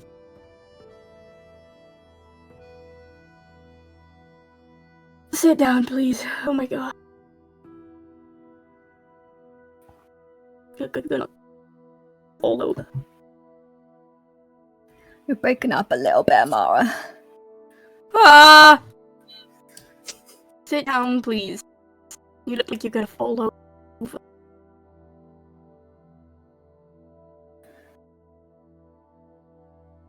I don't think they like move. I think they kind of like you see them kind of like scan the room, and then the eyes like flick upstairs. Asleep.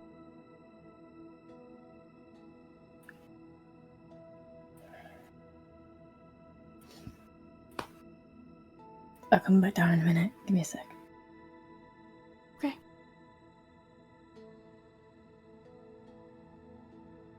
You hear the heavy trudge of like labored footsteps up the stairs.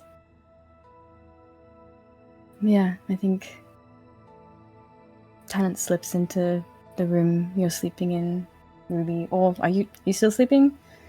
She's fucking conked, man. Yeah. Out. In a way that is actually, I think, so horrifying. I do think that, like, Ruby is the type of person who, like, sleeps in a position that looks like they just got hit by a car. Sleeps like the dead. Bastard.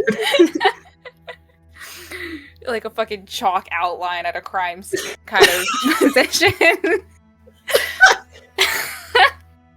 Just how I sleep. But yeah, but she's out, and I think that like her chest is rising and falling steadily. Yeah. I think Tenant pulls up like a big like padded armchair and just kind of like a cat kind of like folds himself into it by the kind of like head of your bed and just kind of like sits there. I think after like a minute, because she has a spidey sense when someone is fucking looking at her. I think that in a way that Tennant has probably not seen in a very long time, because I haven't like been in a room with her while she's like asleep. Like it's just, you know, he like lives in his own house. It's been a very long time.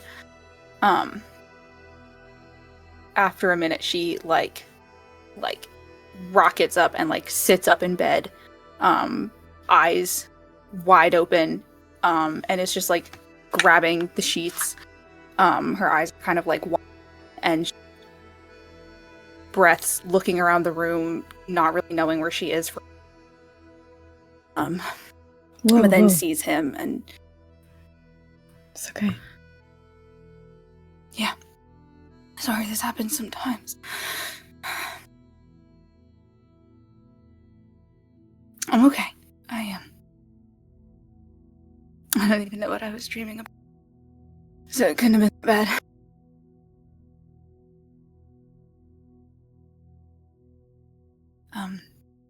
How are the girls?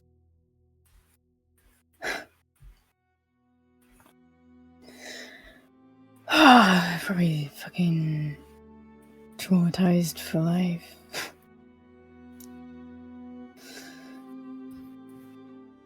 Why? They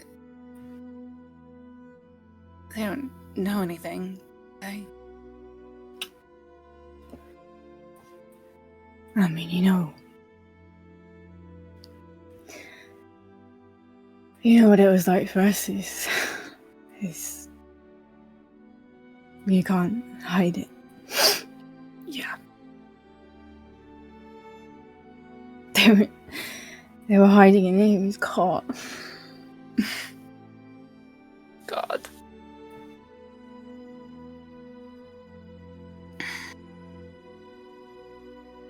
It'll be okay.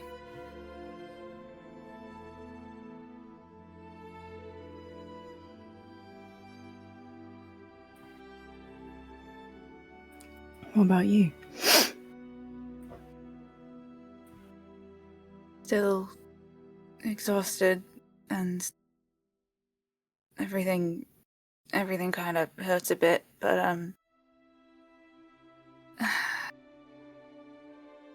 it feels like somebody kicked me down a flight of stairs.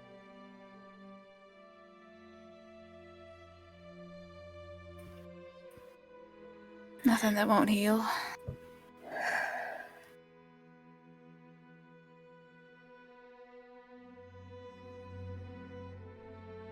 about you? You were practically painting Sloane's deck.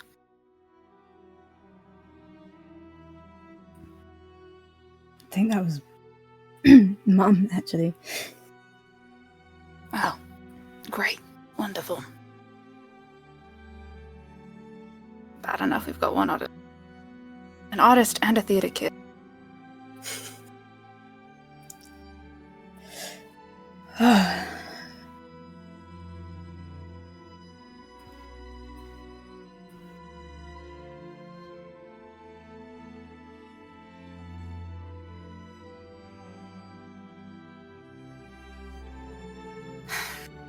And I think, like, takes a good, like, long look at him. Specifically, like, looking in his eyes that until a few hours ago, so much like her.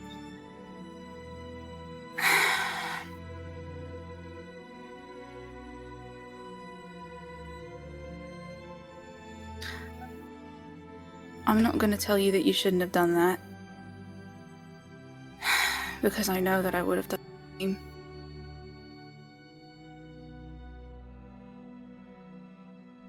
But I'm not happy about it.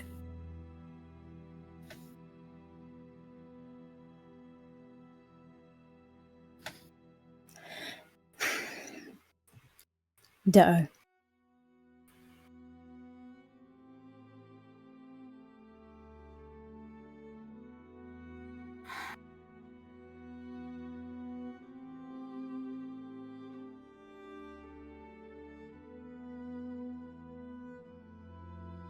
Do you think we could just stop?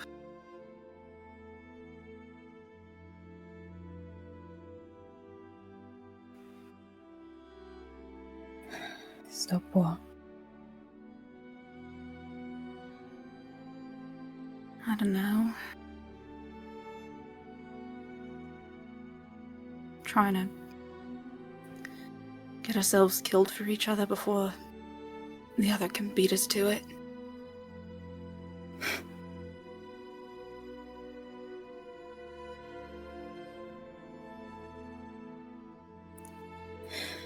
I think things are gonna have to stop trying to kill us. And then maybe... Tenet things are never gonna stop trying to kill us.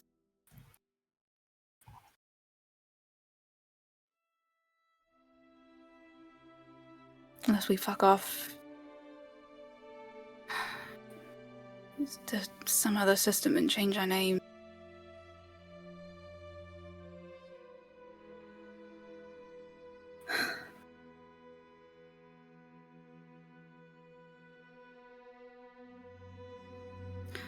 But I don't, I'm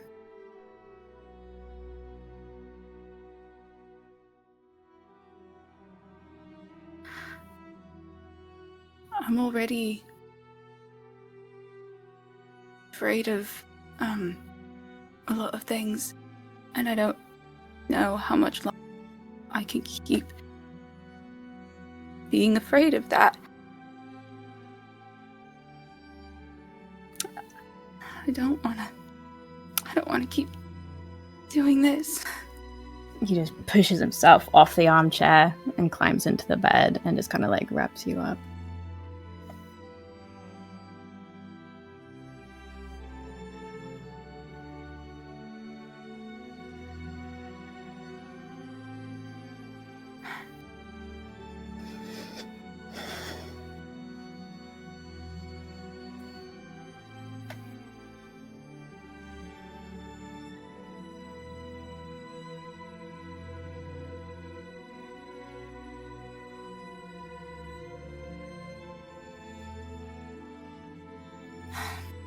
Well, we have to figure something out.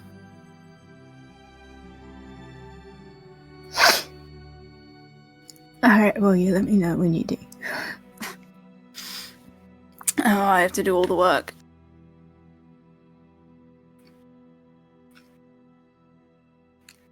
Is that how it usually goes? Yeah, more or less.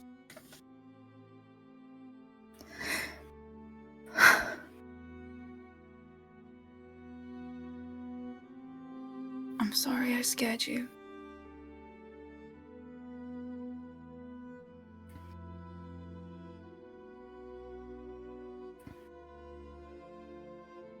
Yeah, fucking bastard.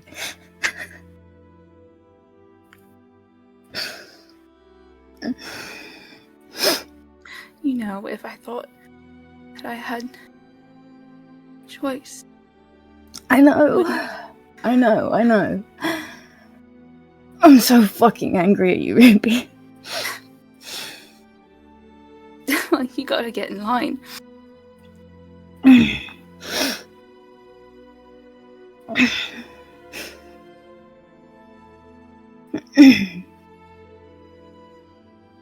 It's not fun, is it? What part? Just watching and not being able to do anything.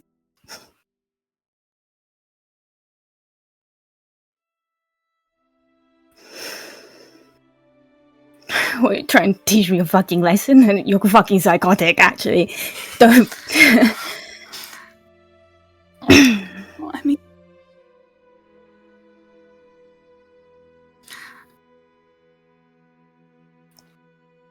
I know. I know what it's like. And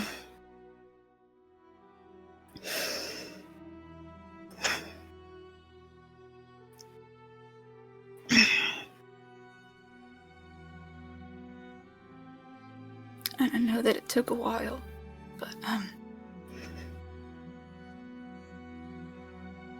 and it still follows me around but most days, I'm okay.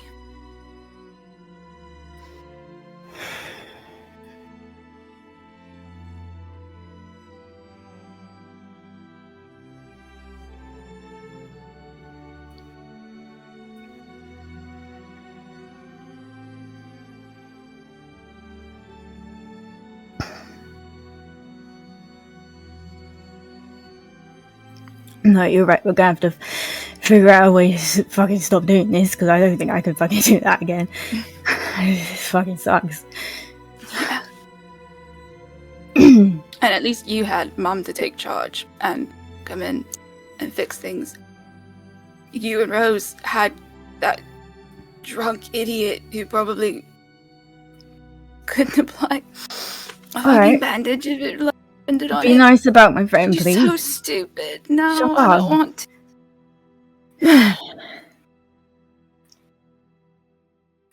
Look, I know what it's like too, right? Coming that close. So I'm sorry. I know. It's okay.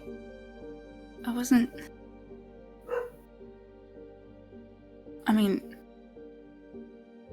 I was more worried about leaving all of you in the middle of this.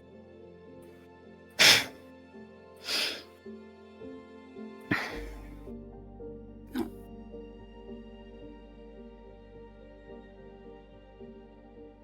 I don't know, when you go, you get to be something else.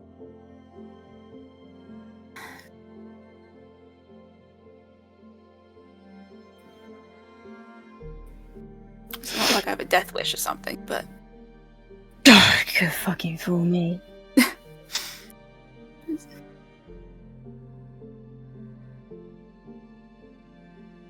like being other things, wearing their skin. It's not scary.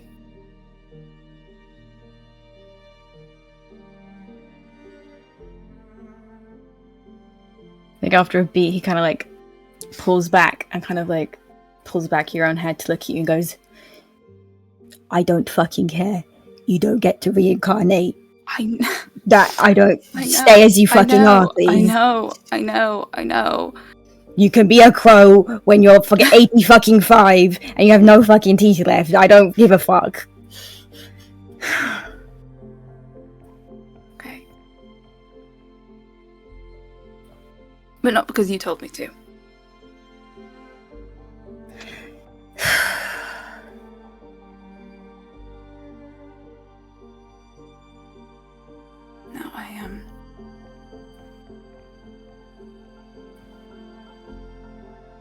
kind of, I don't know, reaches up a hand and like pats herself kind of on the shoulder a bit. I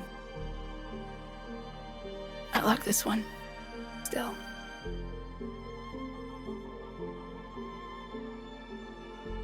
A few more things I want to do with it.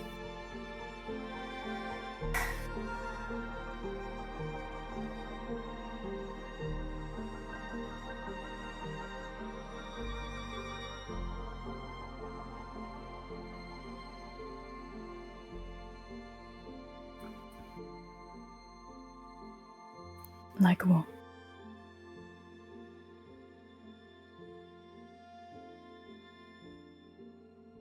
I don't know, when we went to Merc Hollow, all of the flowers and the wildlife, it was, I'd never seen anything like.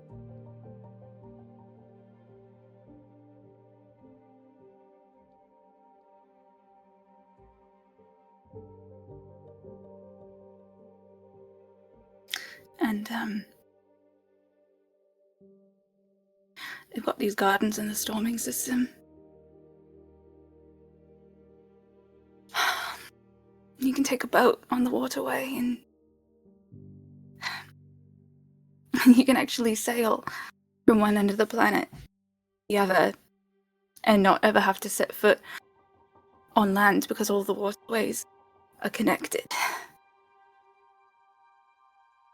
And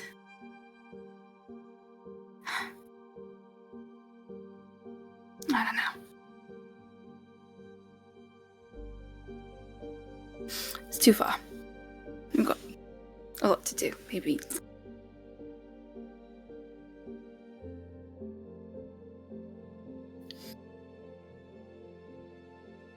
I mean, I just came back. I can't. I'm not gonna just leave you again. He like grabs like the sides of your face and kind of presses his lips to your forehead and just holds you there for a minute.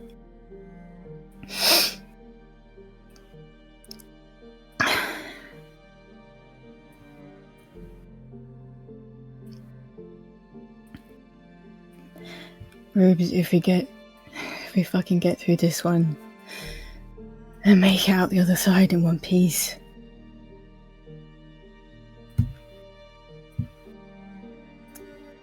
I swear on Crowley's life, I'll build you a boat and you can go fucking see the stars and actually have a fucking life.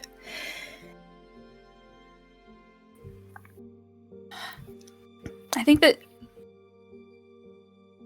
she like opens her mouth to start to argue. And you can see like how much of like her mind and her body is like resisting that idea of ever leaving.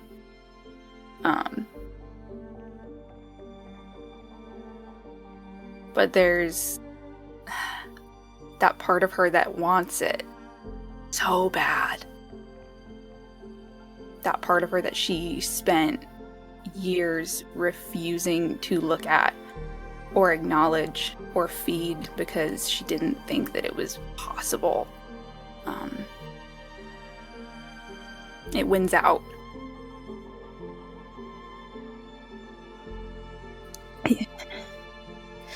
You get to leave, Ruby. You've earned that much. You get to leave. It's okay.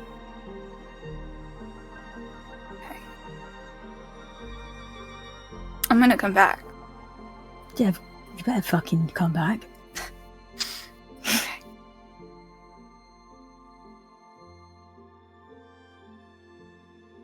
And I'll write and call and send stuff home for the girls when I can.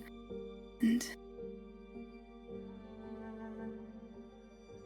if something like this, God forbid, ever happens again, you do have to call me, and I will drop what I'm doing and come running. And you're not allowed to not tell me because you're worried about Ruby. my vacation or something. You have to tell me.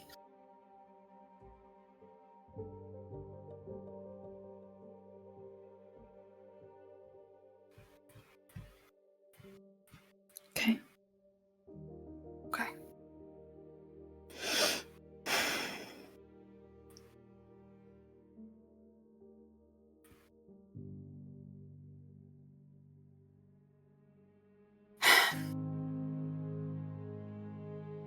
I love you so much, and I am so tired.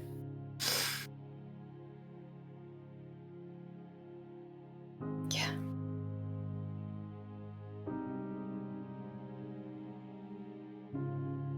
Kind of like wraps an arm around you, kind of like pulls you back into the bed again. I think we'll just kind of like run their fingers through the hair at your temple for a while. Like she pulls the blanket up over the both of them. Yeah.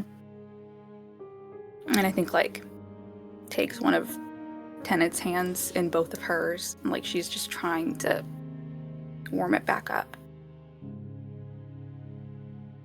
Half of this is yours. Oh! I think it's the first time you feel them stop shivering all night. What? Half of this.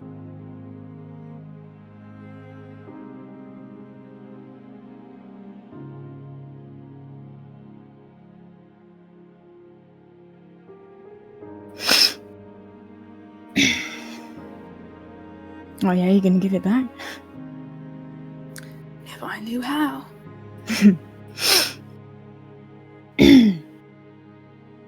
Yeah, well.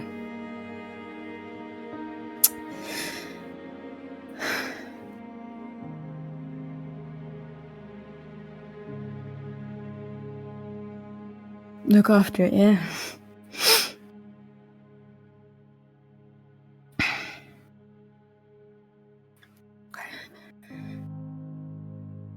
I think,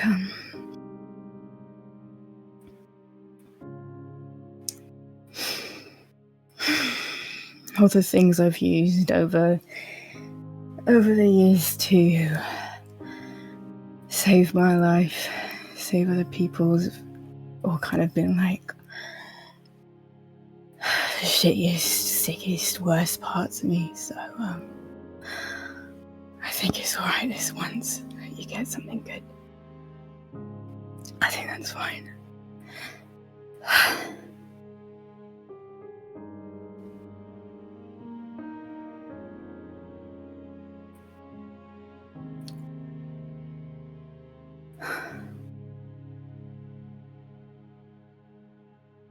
I think that somewhere in that, Ruby fell back asleep.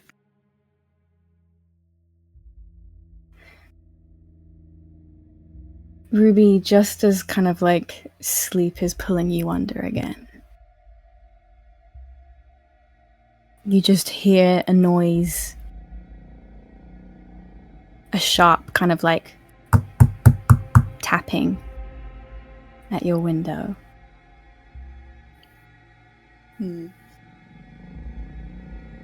Kind of rolls her eyes, opens them again, kind of, it says, give me one sec, rolls out of Tennant's grip a little bit, and will go over to the window.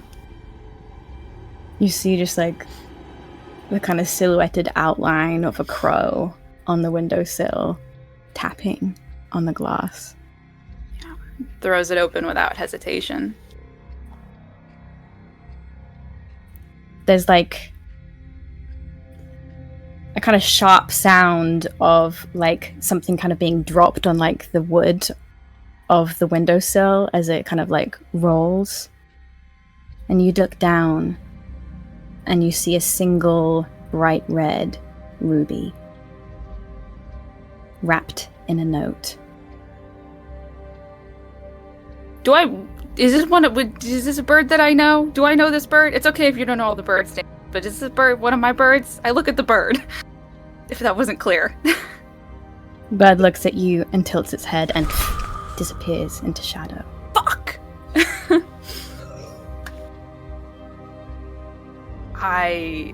Ruby just has this horrible stinking feeling in the pit of her stomach, I think, is immediately chastising herself for being so stupid and so trusting. And will kind of, with a grunt, bend down to pick it up, pull off the note. The note reads in unfamiliar handwriting. Thanks for your help. Bitch.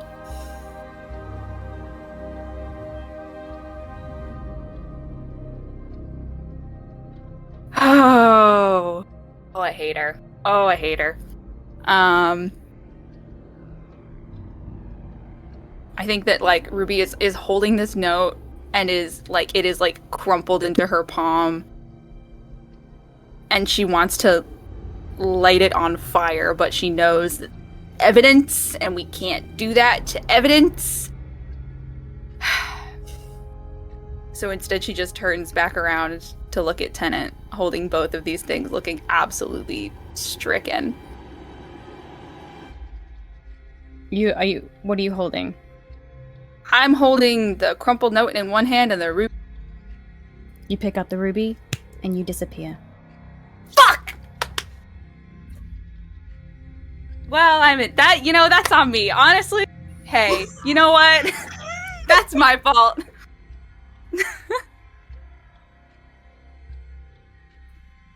Where do I go, Jess?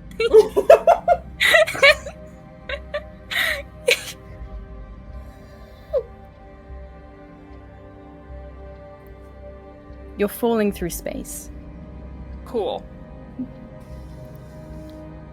And you land with a disorientating, like, jumble of, like, limbs. That should hurt, given, the state of you. The everything, yeah. But it doesn't quite impact. It's like you feel like your body kind of, like, reverberate, and you feel where it should be tender, and it's like there's, like, a wall in between you and your nerve endings. Mm-hmm. But every other sense is painfully heightened. The first thing that hits you is the smell of salt and sea, and the sound of waves, and the way that the floor beneath you rocks. And you look up, and you are on the deck of a ship you do not recognize.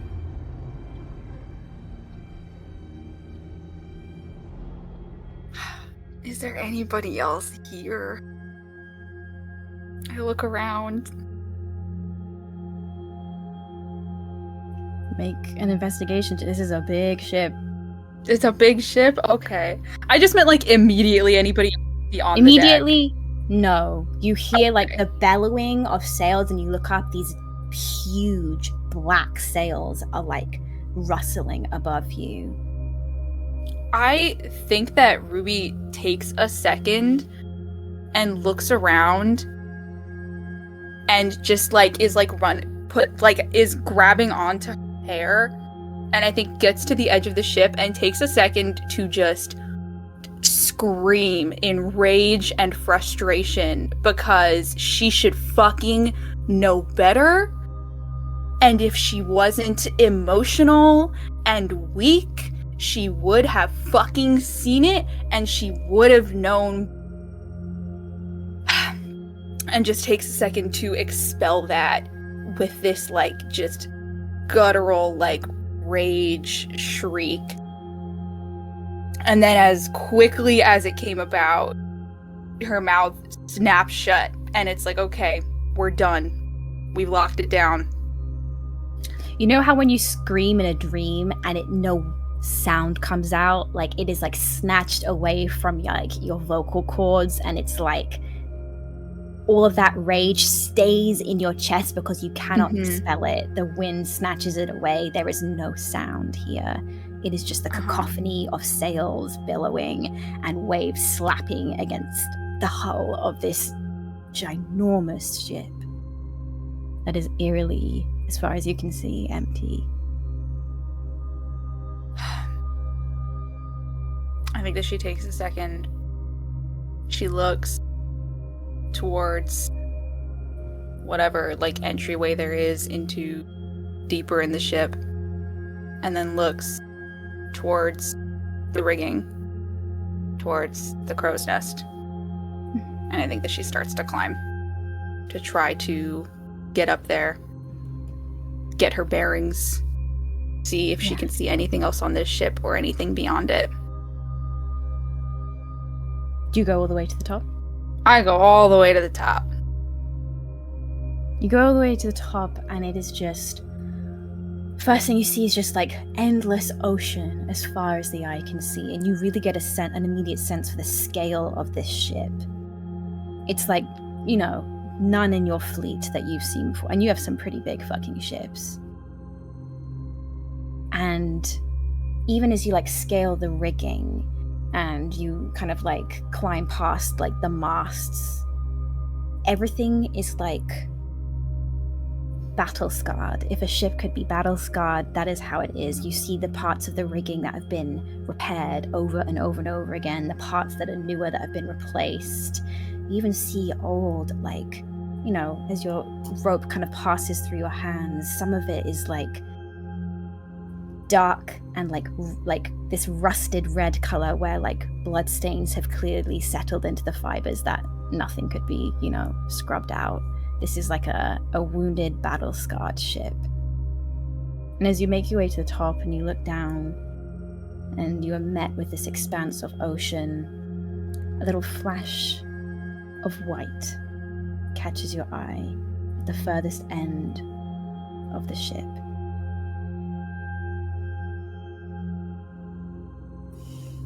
Sure. Normal. Okay. Yeah. I think she takes in as much as she can from that position, and then we'll head towards what she just saw. You scale back down. You walk the length of this deck back to the other side, and you approach a figure whose back is faced to you. They are sat cross-legged on the ground, a cascade of white hair and these, like, long white gazelle-like horns twisting up into the sky. As you approach Sloane, her long kind of, like, fingers that are kind of, like, blackened and darkened at the very tips of them are settled onto her knees, and she is surrounded by little fragments of... Takes you a minute to kind of, like, discern what it is, but they're little fragments of bone. You're not sure. I think you can spot, like, some animal bone in there, some, like, little bird skulls in there, but she's just surrounded in this ritualistic circle of pieces of bone, and she's very, very still, and you can feel the magic charge rolling off of her in waves as you approach. You feel it like how a balloon creates static on the hairs of your arm. That's what fills the air as you approach.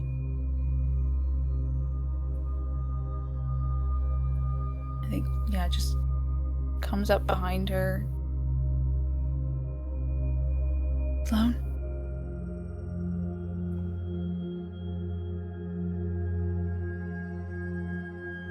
A beat passes,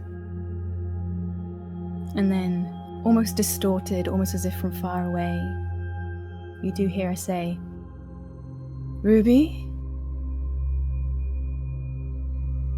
Yeah. Can I start? I want to start to, like, edge around this circle of bones and get, like, in front of her. Yeah. Her eyes are kind of, like, rolled back into her skull, and there's just, like, a small amount of, like, blood trickling from one nostril. Oh, that's good. Yeah.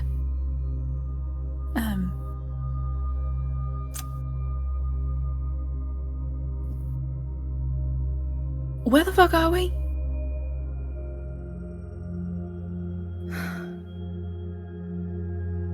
This was your first home.